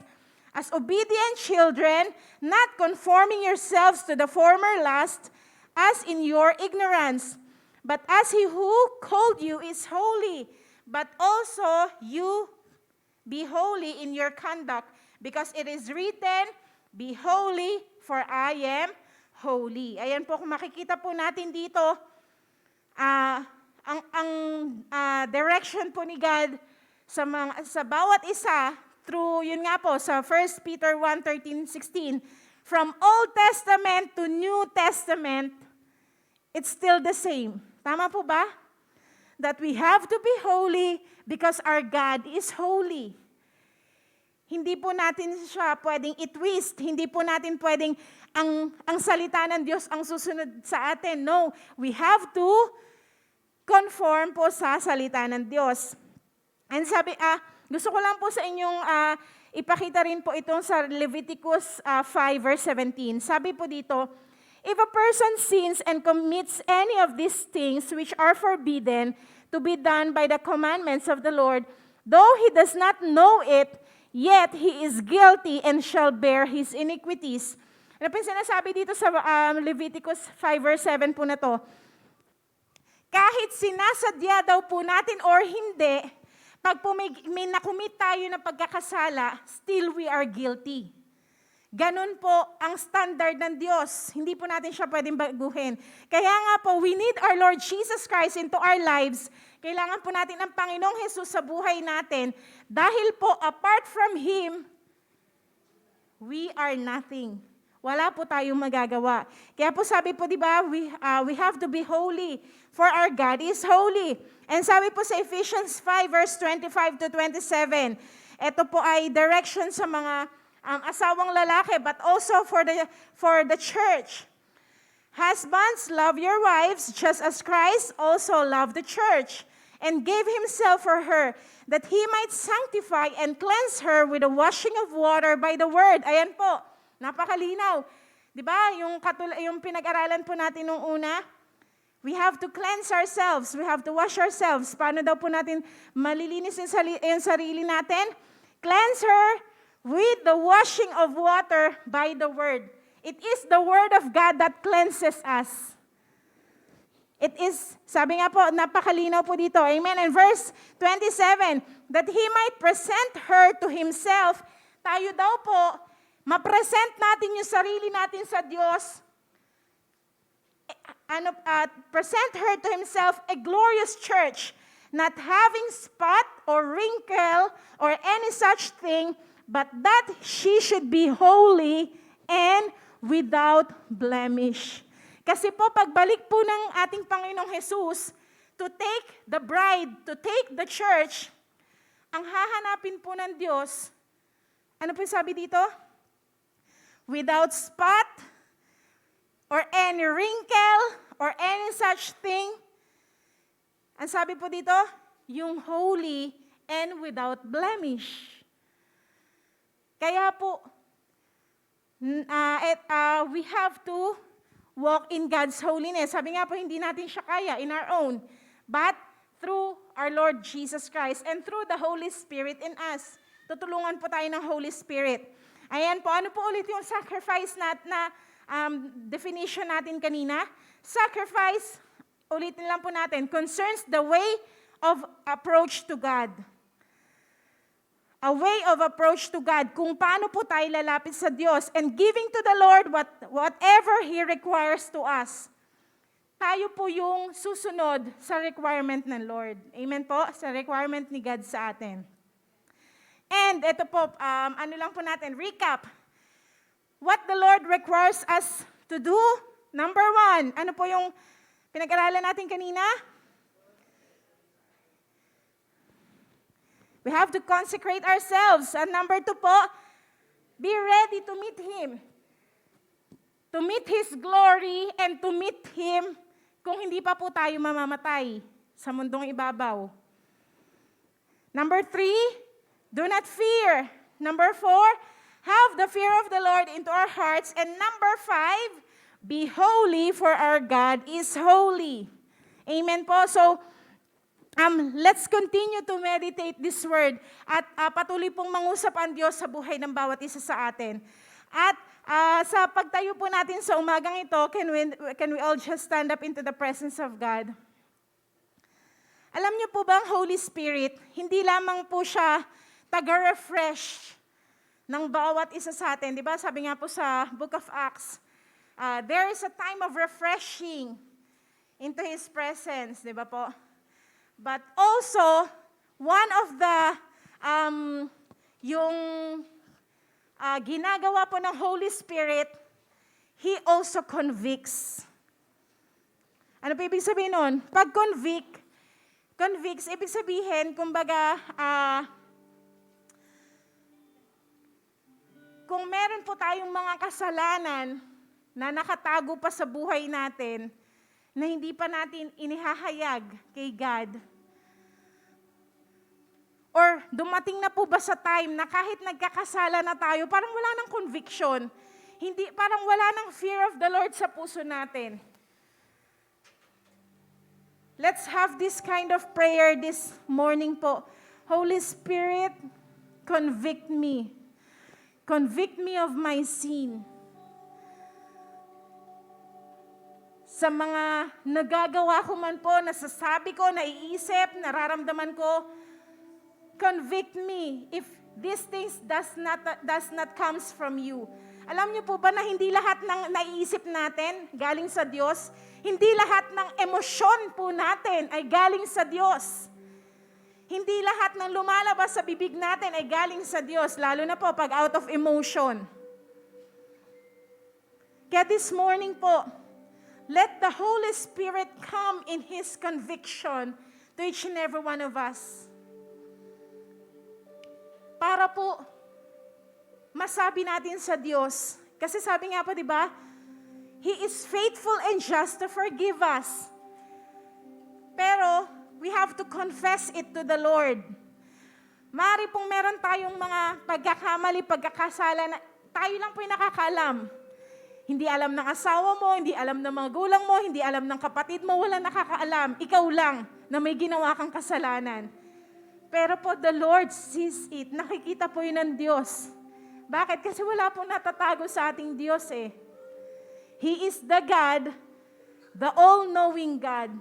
And He wants to set us free. Alam niyo po, yung bawat mga kasalanan, bawat mga nagagawa po natin, sabi nga po, di ba sa Bible, sinasadya man or hindi, ano yung standard ng Diyos? Guilty pa rin po tayo.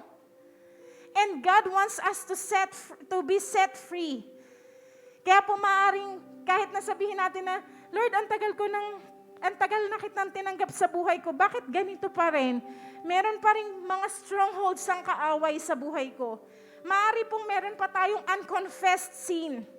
Meron pa tayong mga hindi hinahayag sa Panginoon, or maaari po nakalimutan na natin. Let the Holy Spirit remind us today, so that His Spirit may come and give us the liberty. Alam niyo po, di ba,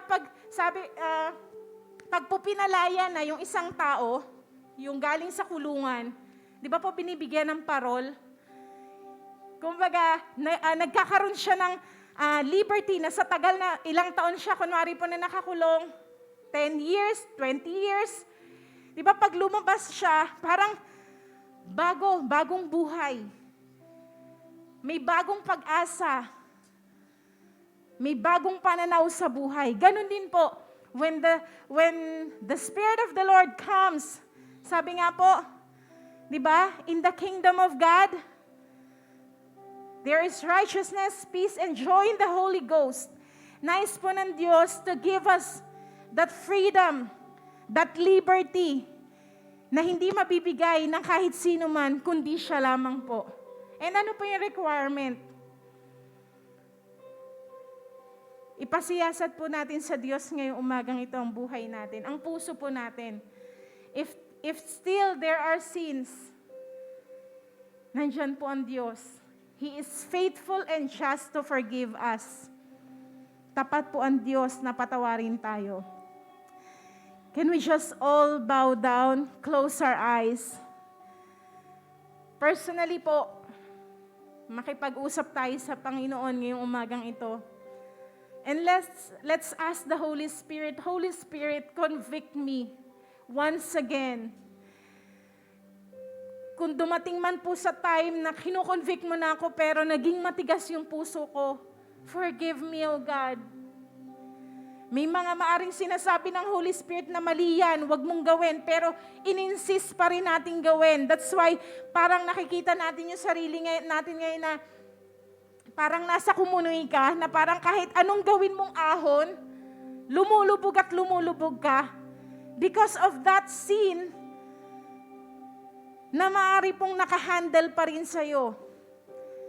Di ba po, sabi nga po, by the stripes of Jesus, we are healed. Bakit kahit ang dami na nag-pray sa'yo, ang dami ng tao na nag-release ng prophetic word, ng prayer sa'yo, but walang changes. Ganon at ganon pa rin. Maaari pong may stronghold pa rin ang kaaway that there is still sin sa atin pong mga buhay. Ask the Lord, ask the Holy Spirit, He will speak to you. Ganon din po sa mga kapatid natin at magulang na nandyan sa kanilang tahanan. Hindi po nalilimitahan ang Diyos ng distansya. I believe kung paano po kikilos ang Diyos dito, kikilos din po ang Diyos sa inyong mga tahanan or kung nasan man po kayo naroon ngayon. Just connect to God. Allow Him to speak to you personally po.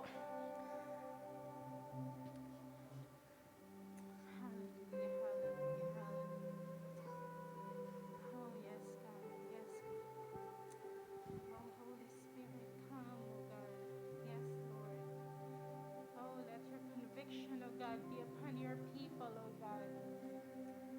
Oh, yes, oh God, yes, oh God, yes, oh God, yes, oh God. Oh, let every sin, oh God, Lord, be exposed right now, oh God. Remind us, Holy Spirit, if there are still sins God, hidden sin into our lives, oh God, that we may be able, Lord, to confess it with you, oh God. Oh, yes, oh Lord, yes, oh God. Oh, we allow you, Holy Spirit, to move. We allow you, Holy Spirit, to convict us, oh God, because you want us to be holy. You want us to be holy, oh God. Oh, yes, oh Lord, yes, oh God. Oh, yes, oh Lord. Oh, yes, God, yes. Pwede po ba nating itaas ang ating mga kamay sa ating Diyos? Simbolo ng buong pusong pagsusuko sa Kanya, ng buong buhay natin, ng buong puso natin, that everything into our hearts belongs to God. Yes, so Holy Spirit, we allow you continue to move, oh God, here in our midst. Oh, remind us, oh God, and convict us, oh Holy Spirit. Yes, Lord, sa mga natatago pa pong Panginoon na pagkakamali, pagkakasala na hindi namin nako-confess sa iyo. Oh, remind us, oh God. Remind us, oh God. We want to receive your freedom this morning. We want to receive your liberty this morning, oh God. Oh, yes, oh Lord. Yes, oh Lord. Oh, sharadayasaya rakandadayasaya. Kura de yaseki de yakandara de yashela la la la yande. Oh, yakara de yasandara de yashanda yara de kande. Oh, kera de yase yara de kanda yara de yashande. Kura de yasaka yara de kande yara de kande yara de kande. Oh, shakaya kaya kaya de yasanda yara de kande. Ya ya la la la la la ya la de cara de shanda de ya cara de kande. Oh yes, oh God. Oh yes, akaya ra de kande ya ra de kande. Ya cara de shande. Can we just all kneel down into His presence this morning? The Lord is holy. The Lord is holy. Our God is holy. Oh, yakara de Sunday. Oh, yes, Lord. Yes, oh God. Oh, yes, oh God. Yes, oh God. Holy, holy, holy are you, Lord. Holy, holy, holy is the Lord God Almighty.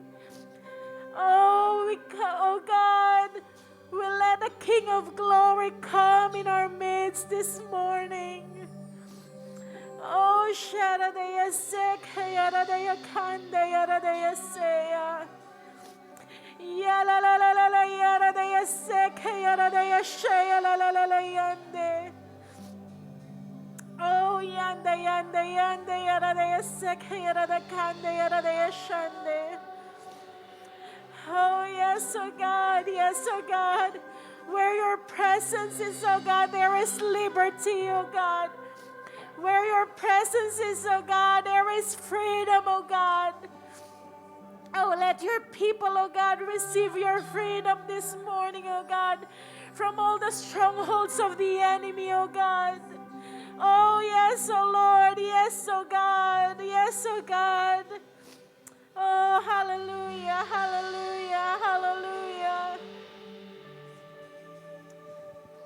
Oh, yes, Lord. Yes, God. Oh, Jesus.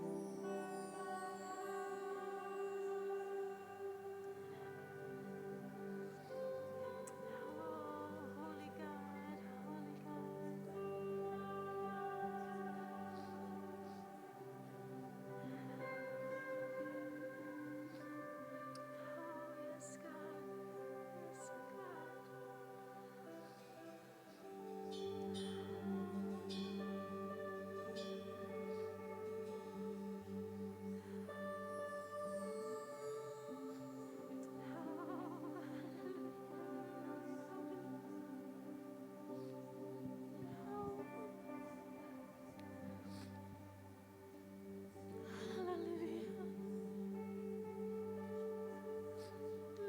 mo pong hayaan na may isa sa amin, O God, na hindi mo kakatagpuin ngayong umagang ito.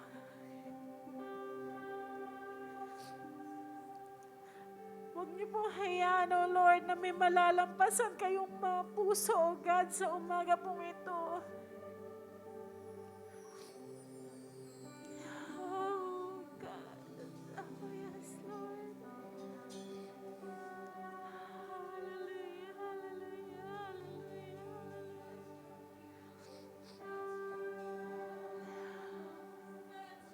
Oh, yes, God. Oh, yes, Lord. Yes, God. Oh, yes, oh God. Oh, yes, Lord. Oh, yeah, kaya na kara na yashara na yakande. Oh, yes, Lord. Yes, oh God. Oh, shandara na yakande, yara na kande, yara na kande. Oh, yes, Lord. Yes, oh God. Oh, hallelujah, hallelujah. Yes, Lord. Yes, God. Oh, shayara da kara da yase. Oh, yes, oh Jesus. Yes, oh Jesus.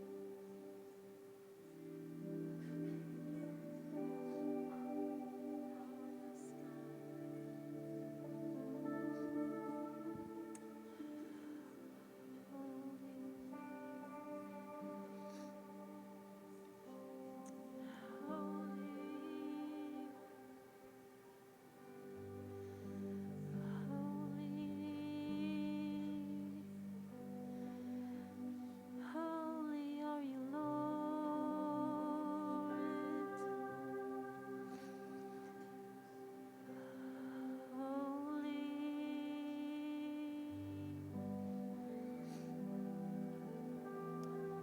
Holy, holy, holy. Holy are you, Lord.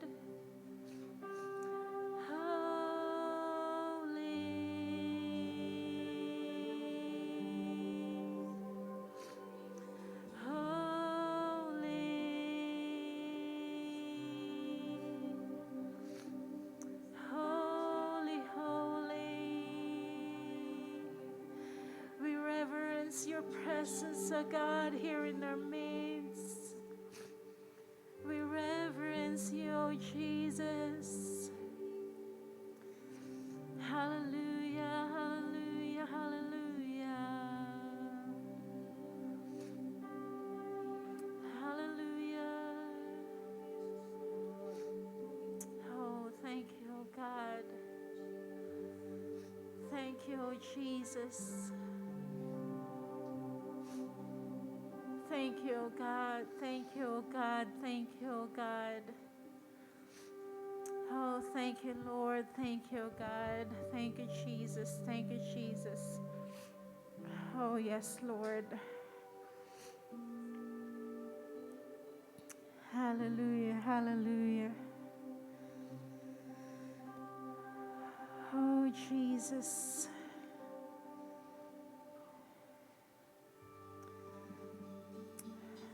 Hallelujah.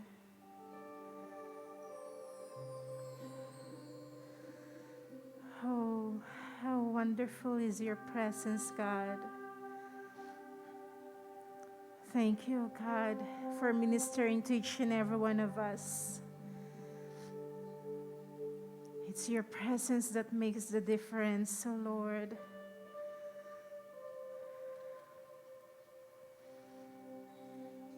Oh, continue, oh God, to change us from your glory to glory. We surrender to you our hearts. We surrender to you our lives, oh God.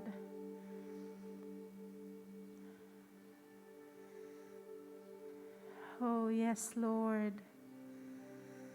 Yes, oh God. Yes, oh God. Yes, oh God. Oh, we worship you this morning. We honor you, oh God. We honor you. We bless you. We glorify you. Oh, come on. Worship him in the beauty of his holiness. Worship the Lord in the beauty of his holiness. Oh, we worship you, oh God. We worship you, oh God. Oh, hallelujah, hallelujah, hallelujah, hallelujah. Oh, yes, Lord, together with your angels, oh God. Yes, Lord, we will sing, holy, holy, holy is the Lord God Almighty. Together with the elders, oh God, Lord, yes, oh God, who bow down before your presence, oh God, and declare your holiness, oh God. Oh, yes, Lord, yes, oh God. Let the King of glory fill this temple. Let the King of glory fill this temple, oh God. Hallelujah, hallelujah, hallelujah, hallelujah. Oh, yes, Lord. Yes, oh God. Yes, oh God. Yes, oh God. Yes, oh God. Hallelujah, hallelujah, hallelujah. Oh, yes, oh Lord. Truly, oh God, one day in your house is better than 1,000 elsewhere. Lord, a moment in your presence, oh God, is better than 1,000 elsewhere, oh God. Lord, salamat po Panginoon sa mga pusong nagbukas sa iyo sa umagang ito. Salamat, oh God, na ikaw po ang nag-minister sa puso ng iyong mga anak sa umaga pong ito. Oh, thank you, Lord. Thank you, oh God. Thank you for touching your people, oh God. Thank you, oh God. Oh, Lord.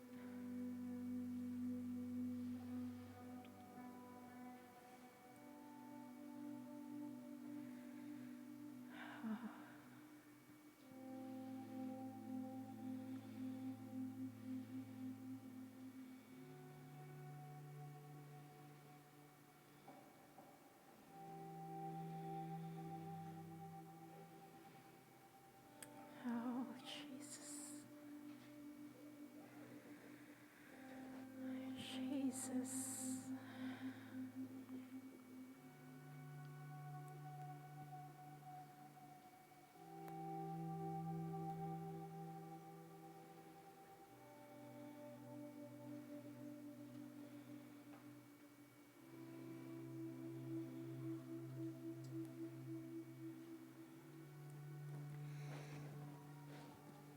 As the Spirit of the Lord is moving in our midst, sa mga nais po na mapanalangin kayo, the altar is open. Pwede po kayong pumunta sa unahan. Sa mga gusto pong magpa-pray, meron po ba?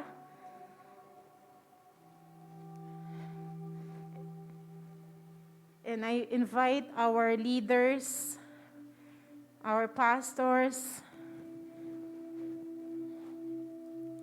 to minister and to pray. Hallelujah. Hallelujah. Sige po. The presence of God is here. His holy presence is... Huwag mo pong hayaan na lalabas ka sa pintong yan na you are still the same.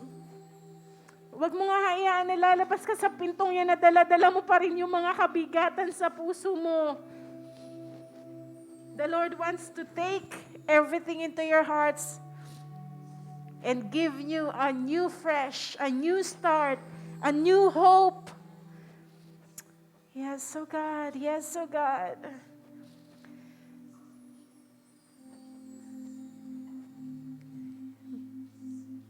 Can we call our leaders po to come and pray and minister po sa mga nandito sa unahan? Oh, yan, dadaya Sunday. Sige po mga leaders, can we pray for them? Let the Holy Spirit guide you to pray for them. Oh, sharada karadaya sandaradaya kande. Okay, yaradaya kande, radaya sanda, yaradaya kalalalayande. Oh, yanda yaradaya saka, yarada karadaya kande. Oh, shandarada karadaya kande, yarada kande.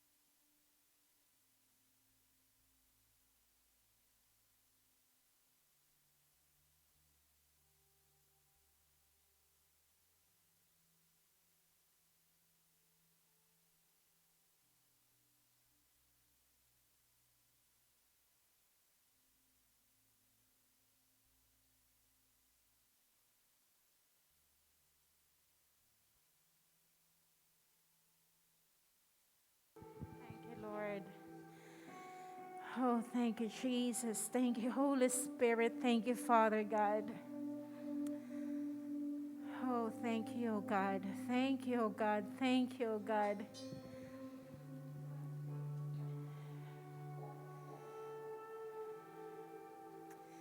Salamat po, Panginoon.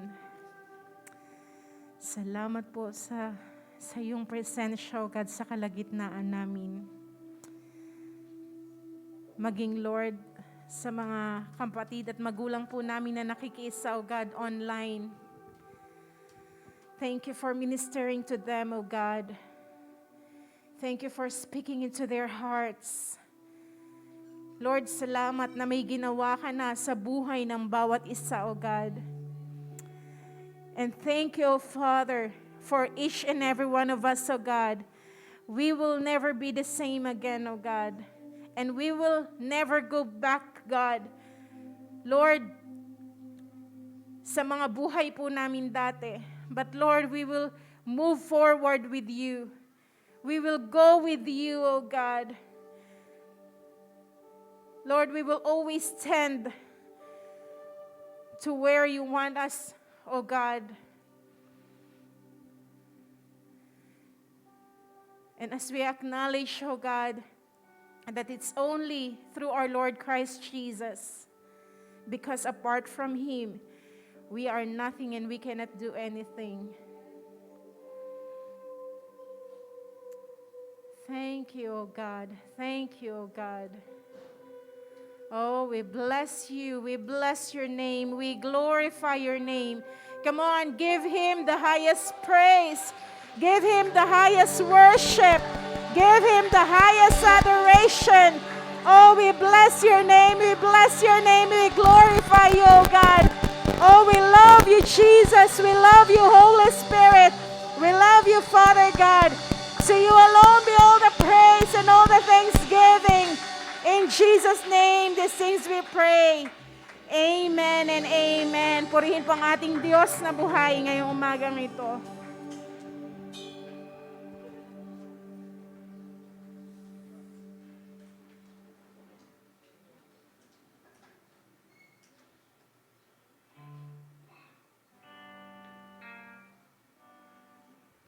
Amen. Hallelujah.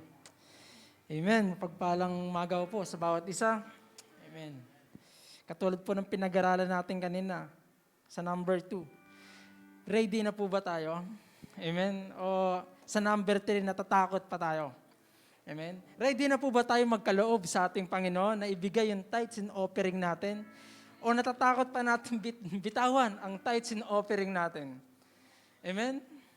Makikita natin dito sa Mark 12:41-44, ang isang babaeng balo na kung saan ready siyang nagbigay sa Panginoon at hindi siya natakot kung ano man yung huling perang meron siya ay binigay niya pa rin sa ating Panginoon. Ang sabi sa Mark 12:41-44, naupo si Jesus sa tapat ng lalagyanan ng kaloob doon sa templo at pinagmasdan ang mga naghahandog ng salapi. Napansin niyang maraming mayayaman ang naguhulog ng malalaking halaga. 42, lumapit naman ang isang biyudang mahirap at naghulog ng 2 tig-50 sentimo. Tinawag ni Jesus ang mga alagad at sinabi sa kanila, sinabi ko sa inyo, ang hinendog ng biyudang iyon ay higit na marami kaysa sa hinulog nilang lahat. 44, sapagkat ang lahat ay nagkakaloob ng bahagi lamang ng kanilang kayamanan. Ngunit ang ibinigay ng biyudang iyon, bagamat siya'y mahirap, ay ang buo niyang ikinabubuhay. Amen. Makikita natin doon yung 2 nagbigay, yung mayaman at yung isang balong babae. Na kung saan ang binigay lang ng mga mayayaman ay yung tira-tira. Kumbaga, sobra-sobra lang sa kanila. At tinawag ng Panginoon Isus sa mga alagad, tingnan nyo, pagmasdan nyo, mas higit na malaki yung binigay ng isang biyudang iyon kaysa sa mga mayayaman. Na kung saan yung biyudang iyon, kung susumahin natin ang pera niya, 2 tig-50, piso na lang. Kumbaga sa atin, piso na lang yung pera niya. Kumbaga, pambili na lang sa panahon natin ngayon, pambili na lang siguro sa bata ng candy. Amen, diba? Candy na lang siguro yung piso na yon. Pero yung panahon na yon, tig-50 na lang, sentimo yung pera ng babaeng byuda. Pero ibinigay niya pa rin sa Panginoon. Hindi siya natakot. Diba? Ready siyang magbigay. Ang pagkakaloob ay mahalaga. bahagi ng pagsamba. Ito ay pagbibigay sa Diyos ng pasasalamat. Hindi ito kabayaran ng mga kaloob ng Diyos. Yung pagbibigay natin tithes and offering, hindi ang kaloob ng kabayaran ng Panginoon sa atin. Ito'y kaloob natin dahil sa pagpapasalamat natin sa kabutihan ng ating Panginoon. Amen? Dalawang bagay na makikita natin sa biyudang babae. Nagbigay siya dahil mahal niya ang Panginoon. Amen? Tayo, sa oras na ito, nagbibigay ba tayo dahil mahal natin ang Lord? O nagbibigay lang tayo dahil obligasyon na lang natin bilang isang Kristiyano? Amen? Sa pagbibigay natin sa Panginoon, kailangan love natin ang Lord. Diba sa isang mag-asawa, diba, lalo na kay mister, diba, pag sahudan, binibigay mo kay misis yung pera. Kasi dahil mahal mo siya, dahil kailangan mo bigay. Dahil obligasyon mo bilang ama, ibigay yung nararapat sa kanya. Yung katulad ng isang biyudang ito, nagbigay siya dahil mahal niya ang Panginoon. Ang pagbibigay kapag ginawa ng walang pagmamahal, ito'y nagiging pabigat, isang obligasyon lang. Diba? Pag nagbigay tayo sa taong mahal natin na nagbibigay lang tayo na walang pagmamahal, nagiging mabigat sa ating puso. Pero kung nagbibigay tayo ng may pagmamahal sa Panginoon, ito'y magiging kagalakan ng ating buhay. Amen? Sa pagbibigay natin sa Panginoon, kailangan merong pag-ibig, may pagmamahal sa pagbibigay natin, Panginoon. Subukan mong palakihin ang pag-ibig mo sa Diyos at magagawa mo ito sa halaga ng iyong kaloob mo sa Diyos. Kung gaano mo kamahal ang Diyos, ganon mo din kalaki ipagkakaloob yung para sa Diyos. Amen? Pangalawa, sa babae na makikita natin aral sa babae, biyuda, nagbigay siya dahil nagtitiwala siya sa Panginoon. Amen? Andun yung pagtitiwala niya sa Panginoon, Lord, piso na lang ang pera ko, pero ibibigay ko pa rin sa'yo. Dahil alam kong Diyos ka, dahil alam kong makapangyarihan ka, ibibigay ko pa itong natitira ko. Kahit pambili ko na lang sana ng pagkain to, kahit pambili na lang ng gatas ng ibibigay ko. Dahil nagtitiwala ako sa iyo. Diba? Sa buhay natin ngayon, tayong nakaupo ngayon, nagtitiwala ba tayo sa ating Panginoon sa pagbibigay natin sa Kanya? Amen? Andun ba yung buong tiwala natin? Andun ba yung love natin kay Lord? Andun ba yung tiwala natin sa Kanya? Sabi doon, ganun na lamang ang pagtitiwala niya sa Panginoon. Kaya ang natitira niyang kayamanan niya ay binigay niya pa rin, kahit na pambili na lang. Ang pagiging tapat sa Diyos, sa pagkakaloob ay lalo lamang magpaparana sa atin ng mas malaking katapatan sa Diyos. Amen? Maging tapat tayo sa Panginoon at makikita natin lalo ang katapatan ng Diyos. Amen? Sa pagiging tapat natin sa Diyos, makikita natin yung pagiging tapat ng Diyos. Kung gusto mo maging tapat sa pagbibigay, subukan na, sabi nga sa Malakay 3:10, laging binabasa pag sino nag-tithes and offering, wala tayong ibang mababasa sa Bible na subukin ng Panginoon sa Malakay 3:10 lang. Ang sabi doon, subukin natin ang Panginoon sa pagbibigay. Ibigay natin, dali natin sa kanyang templo ang ating ikapu. Kung di niya buksan ang bintana ng langit at ibuhos ang pagpapala na walang sukat kalagyan sa ating buhay. Amen? Sinong gusto ng pagpapala? Lahat naman tayo gusto natin ng pagpapala. Gusto ba natin buksan ang bintana ng langit para ibuhos ang pagpapala ng Diyos? Amen? Bigyan ko lang po kayo ng isang kaalaman kung gaano po kayaman ng Diyos. Tingnan natin. Ang sabi dun sa Malakay 3:10, buksan ng langit, bintana ng langit. Tingnan natin kung gaano kayaman ng Diyos. Sabi sa John 14 verse 2, in my Father's house are many mansions. Diba? Sabi doon, sa bahay ng akin may maraming tahanan. Tingnan natin kung gaano kayaman ng Diyos. Bahay pa lang ng Ama, ng nasa langit, ay puno na ng mansyon yung bahay niya. Gaano kalaki yung bahay ng Ama? Amen? Gaano kalaki yun? Gaano karami ang bintana ng Ama, ng bahay ng Ama, para hindi niya buksan ang pagpapala niya para sa atin. Amen? Anong pakaramdam kapag nakakita tayo ng malaking bahay sa labas? Wow, sana all, may ganyang kalaking bahay. Bilangan niyo ilang bintana yan. Dito, ilang bintana? 1, 2, 4 pa lang, ganito pa lang kaliit. Pero yung bahay ng Ama, sa loob niya, puro mansyon. Puro malalaking bahay. Diba? Kaya sa pagbibigay natin sa Ama, subukin natin siya sa pagbibigay. At makikita natin, bubuksan ng Ama yung pagpapala na walang sukat kalagyan sa ating buhay. Diba? Hindi ka pwedeng magtanim ng mangga, aani ka ng santol. Amen? Ang nagtatanim ay aani. Kapag nagtanim ka ng sama ng loob sa kapwa mo, aani ka ng kaing-kaing sama ng loob. Bakit? Subukan mo magtanim ng isang buto ng mangga. Aani ka lang ba ng isang mangga? Hindi, kaing-kaing na mangga ang aanihin mo. Kaya subukan mo magtanim na sama ng galit sa kapwa mo. Aani ka ng kaing-kaing na sama ng loob. Amen? Kaya wala dito niya na magtatanim ng sama ng loob. Magtatanim tayo sa Panginoon at aani tayo sa tamang panahon. Amen? Hindi man bukas, hindi man ngayon, aani tayo sa tamang panahon. Amen? Kaya hawakan natin ating kaloob at ipanalangin natin.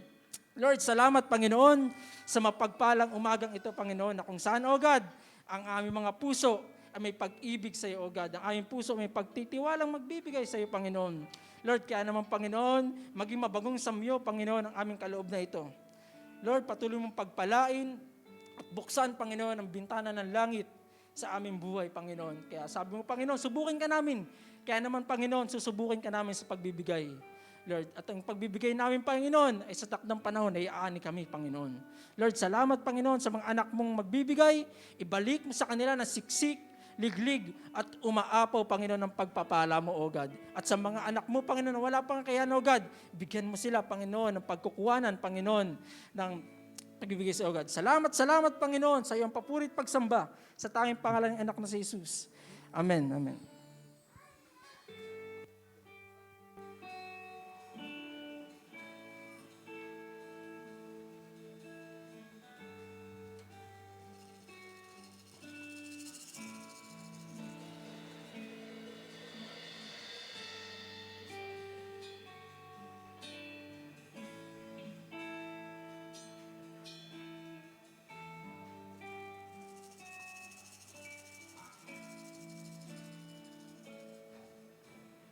All the saints and angels, they bow before your throne, and all the elders cast their crowns before the Lamb of God and sing, you're worthy of it all.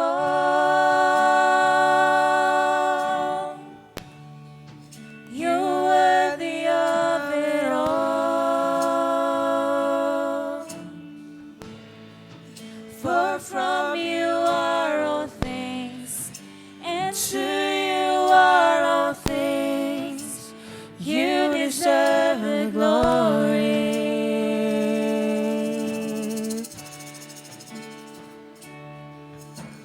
All the saints and angels bow before your throne, and all the elders cast their crowns before the Lamb of God and sing, you're worthy of it all.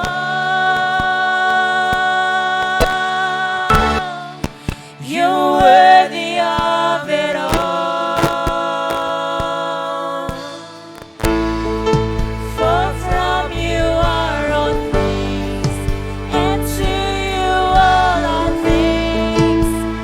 You deserve the glory. You're worthy of it all. You're worthy of it all.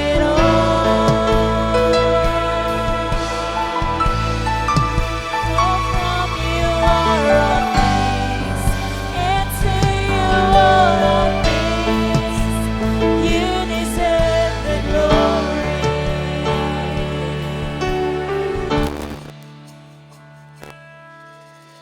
Day and night, night and day, let incense arise. Day and night, night and day, let incense arise. Day and night, night and day, let incense arise.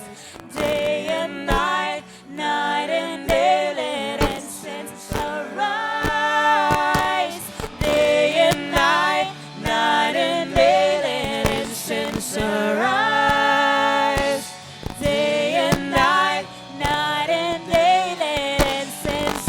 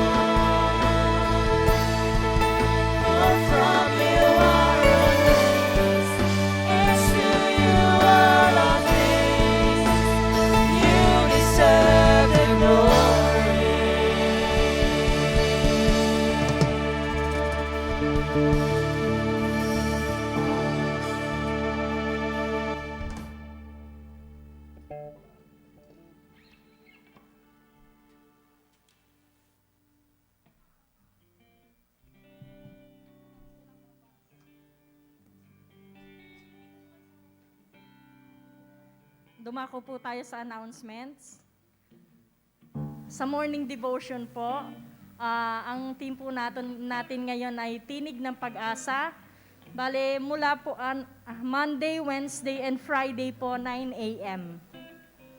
Sa evening programs po, sa Monday po, Thanksgiving, midweek, Wednesday, and Friday po ay soaking. 7 p.m. po yan. Every 7 p.m. po yan. Live po sa ating mga online sa JBlue page. Sa evening programs po, sa every Tuesday may discipleship training po tayo yan. Yung mga leaders and workers po.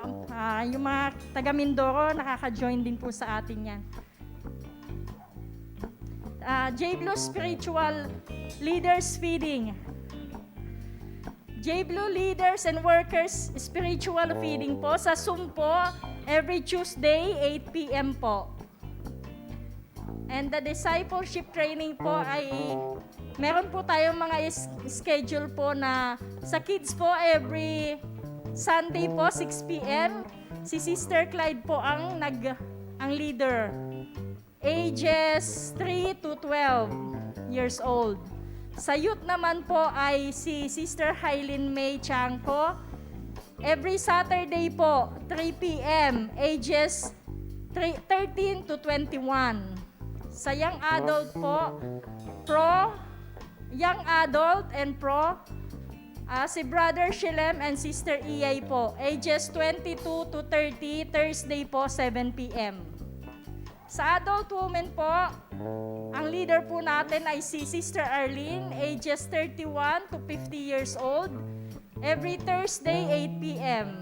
Sa adult women naman po, si Brother Rio Aklan po ang leader, ages 31 to 50. Every Sunday, 7 p.m. po. Sa senior adult naman po, ang leader po ay si Reverend Stella, ages 51 and up. Every Thursday, 8 p.m. Sa online prayer gatherings po na ginagawa natin every madaling araw, ang mga fathers po ay 4 a.m. Ang mothers naman po ay 5 a.m. At ang mga pastors naman po ay 5 a.m. From Monday to Saturday, except yung mga pastors po, Monday to Friday lang. Sa online youth po, mamaya, 7 p.m., ini-invite po namin yung mga bagong youth na dumalo po ngayon. Pwede po namin kayong i-invite. Si Sister Hylene po ang leader po dyan. Bali mamayang 7 p.m. po, via Google Meet. At sa ating Jesus Be Lifted Up Church po sa Facebook, at sa YouTube naman po ay sa JBLU Church. Please like, follow, and subscribe. Maraming salamat po. Mapagpalang umaga.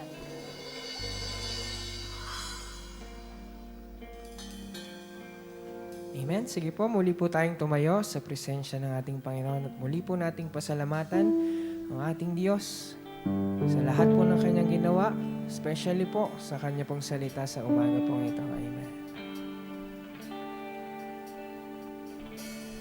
Give thanks with a grateful heart.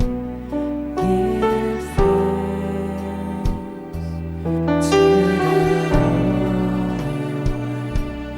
Give thanks because His given Jesus Christ, His Son. Give thanks.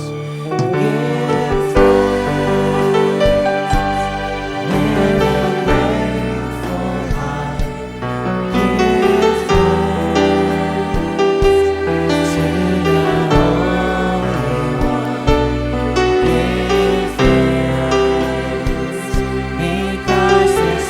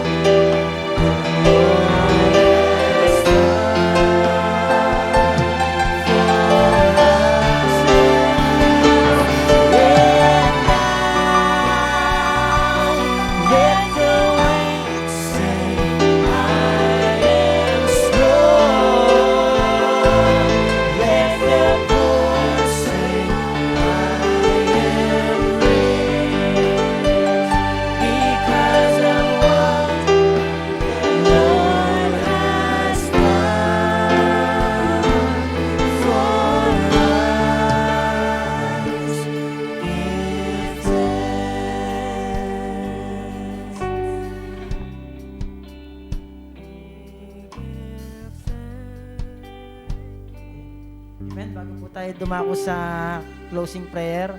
So, binaba po ng ating bishop, magkakaroon po tayo ng mission offering, ano? Bakit po ba mayroon mga missionaryong humahayo? Ang sabi po kasi sa Romans, kanina sa ating pinag-aralan, Romans 12 verse 2. Ang sabi po diyan, do not conform to this world. Be transformed by renewing of your mind. Di ba? Kasi po, marami pang tao sa panahon po ngayon, ang kanilang pattern ng kaisipan ay nasa mundo pa. So kung wala pong hahayo, wala pong pupunta sa probinsya, wala pong misyonarong maghahayag ng kanyang salita, paano po mababago ang kanilang kaisipan tungo sa pattern ng kaisipan ng Diyos? Amen? So kaya po magkakaroon tayo ng mission offering sa ating Panginoon. At sa ating pagbibigay po, katulad po ng ating napag-aralan kanina kay Brother Ned, pagbigay po tayo ng tao sa ating puso na hindi napipilitan lamang. Dahil po, ang sabi po sa kanyang salita, sa Mark 12 verse 31, love your neighbor as you love yourself. Amen. Mahal po ba natin ang ating kapwa? Yung tinutukoy po ditong kapwa, hindi lang yung kapitbahay mo. Yan po yung mga taong hindi pa nakakakilala sa ating Panginoon, na kung saan aabutin po sila ng mga misyonaryo, ng mga pastor. Hindi naman po lahat pastor, tama? At ang taas na po ng gas ngayon, 70 per litro. Mamaya po, at katulad po ng ating bishop, humahayo po ngayon sa Mindoro. Isipin niyo po kung maglalakad sila mula rito hanggang Mindoro. Di po ba ang hirap? Katulad po mamaya, hayo po tayo, pupunta tayong Paranaque. Mula rito, lalakarin mo hanggang Paranaque. Hindi po ba ang hirap? O, si Pastor Bad pupunta mamaya mula rito hanggang Sagana, lalakarin ng hirap. Kailangan po ng panggas. Kaya nga po, kung mahal po natin ang ating kapwa, sa pamamagitan ng iyong pagbibigay, ay naaabot mo sila ng iyong pag-ibig, ng pagmamahal sa kanila. Dahil ang kapwa pong tinutukoy dito, yung mga tao pong hindi pa nakakakilala ng salita ng Diyos, na kung saan kailangan nilang maabot, mabago ang kanilang kaisipan, mailipat sa pattern ng kaisipan ng ating Panginoon. Dahil katulad po kanina sinabi, ang mundo ay pagulo na ng pagulo, pasama na ng pasama. Hindi po ba? May manood kang balita, may maganda ba? Wala na pong maganda sa balita. Ang magandang balita na lang yung pinag-aaralan natin ngayon. Inilalagak niya ang ating kaisipan sa tamang buhay. Sabi niya sa kanyang salita, He is the way, the truth, and the life. No one's come to the Father except by Jesus lang talaga. Hindi po tayo kayang iligtas ng sekta, hindi tayo kaya iligtas ng mga relihiyon o nung kasino-sino man. Ang tanging makapagliligtas sa atin ay ang ating Panginoong Jesucristo lamang. Sa pamagitan ng iyong pagbibigay, mga magulang, mga kapatid, naaabot mo na ipapadama mo ang iyong pag-ibig sa ating mga kapwa. Amen? So tayo po yung manalangin sa ating pagbibigay. Ama namin Diyos na buhay sa pangalan ng aming Panginoong Isus. Narito ang aming mission offering, Panginoon. Pagpalain mo ang buhay ng bawat isa. Ano man ang kanilang hawakan, tatapakan o agad, ipagpalain mo. Pagpalain mo ang kanilang tinatangkilik, ang kanilang kabuhayan, Panginoon. Tunay nga, O Diyos, na ibuhos mo ang pagpapala sa kanilang buhay. Buksan mo ang langit, ang bintana ng langit, Panginoon. At tunay nga, O Diyos, maranasan nila ang masaganang pagpapala mo. Lord, salamat ng marami. Sa iyo po namin tinitiwala ang lahat ng magkakaloob. Muli ay pagpalain mo sa pangalan ni Jesus. Amen and amen. Amen. Sige po, tayo po'y dumako sa ating pong huling panalangin para po sa umagang ito. Yes, Lord. Hallelujah, hallelujah. Glory, glory to your name, O Jesus. You are holy, you are holy. Lord, salamat po muli, O God, sa katagumpayan ng araw na ito, Panginoon, ang aming service, Panginoon. Salamat, Panginoon, sa iyong mga paalala, Panginoon, na tunay nga, Panginoon, patuloy kaming lumapit sa iyo, magpalinis, Panginoon, O God, at tunay nga, maging handa kami, Lord God, na lumapit sa iyong presensya, na huwag kaming matakot, Lord God, na maranasan ang iyong presensya, Panginoon. At salamat sa iyong mga salita, Panginoon, na patuloy na ginagamit mo, Lord God, upang kami po, Lord God, ay palakasin, Panginoon, upang kami ay paalalahanan, Lord God, na tunay nga, O God, sa iyong presensya, naroon ang kapahingahan, naroon, Lord God, yes, Lord, ang kapahinga na hindi kaya, Lord God, bigay ng mundong ito, Lord God. Salamat, Lord God. Alam ko po, Lord God, na kumilos ka, Lord God, nangusap ka sa puso ng bawat isa, Lord God, sa iyong presensya na iyong pinarana sa bawat isa, Lord. Salamat, Lord. Uuwi kami, Lord God, na bitbit Spirit, Lord God, ang iyong kapangyarihan, ang iyong pag-asa, Lord God, ang iyong pag-ibig, Lord God, sa bawat isa, Lord God. Salamat ng marami, Lord. Ingatan niyo po ang bawat isa, Lord God, sa kanilang pag-uwi, Lord God. Samahan niyo po kami palagi, Lord God, at patuloy niyo kami balutan ng iyong banal na dugo, Lord God. At salamat, Panginoon, dahil, Lord, nariyan ka palagi, Lord God, upang kami ay patnubayan, Lord. Salamat ng marami. Kaya sa iyo po namin binabalik, Lord, ang mataas na papuri, pagsamba, kaluwalhatian, pagdakila, sa pangalan ng iyong anak na si Jesus. Amen. Amen.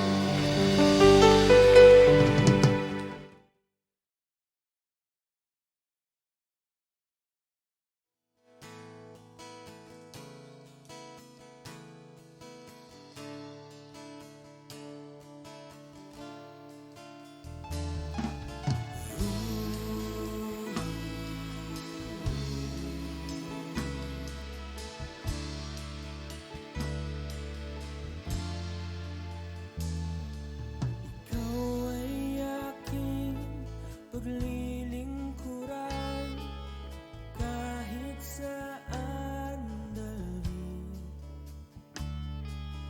Ikaw ay lagi kong susundin, anuman ang suliranin.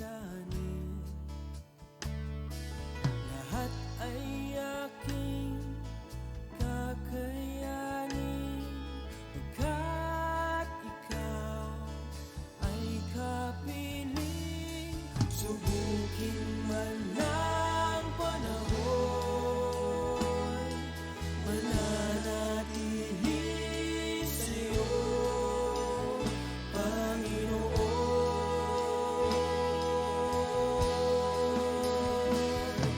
Walang alinlangang manglilingkod, walang pangambang sa'yo ay susunod.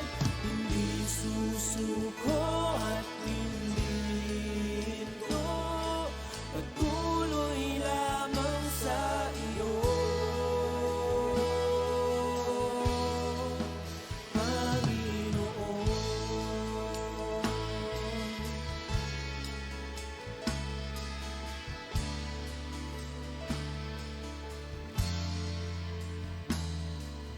Ikaw ang aking paglilingkuran kahit saan dalhin. Ikaw ay lagi kong susundin, anuman ang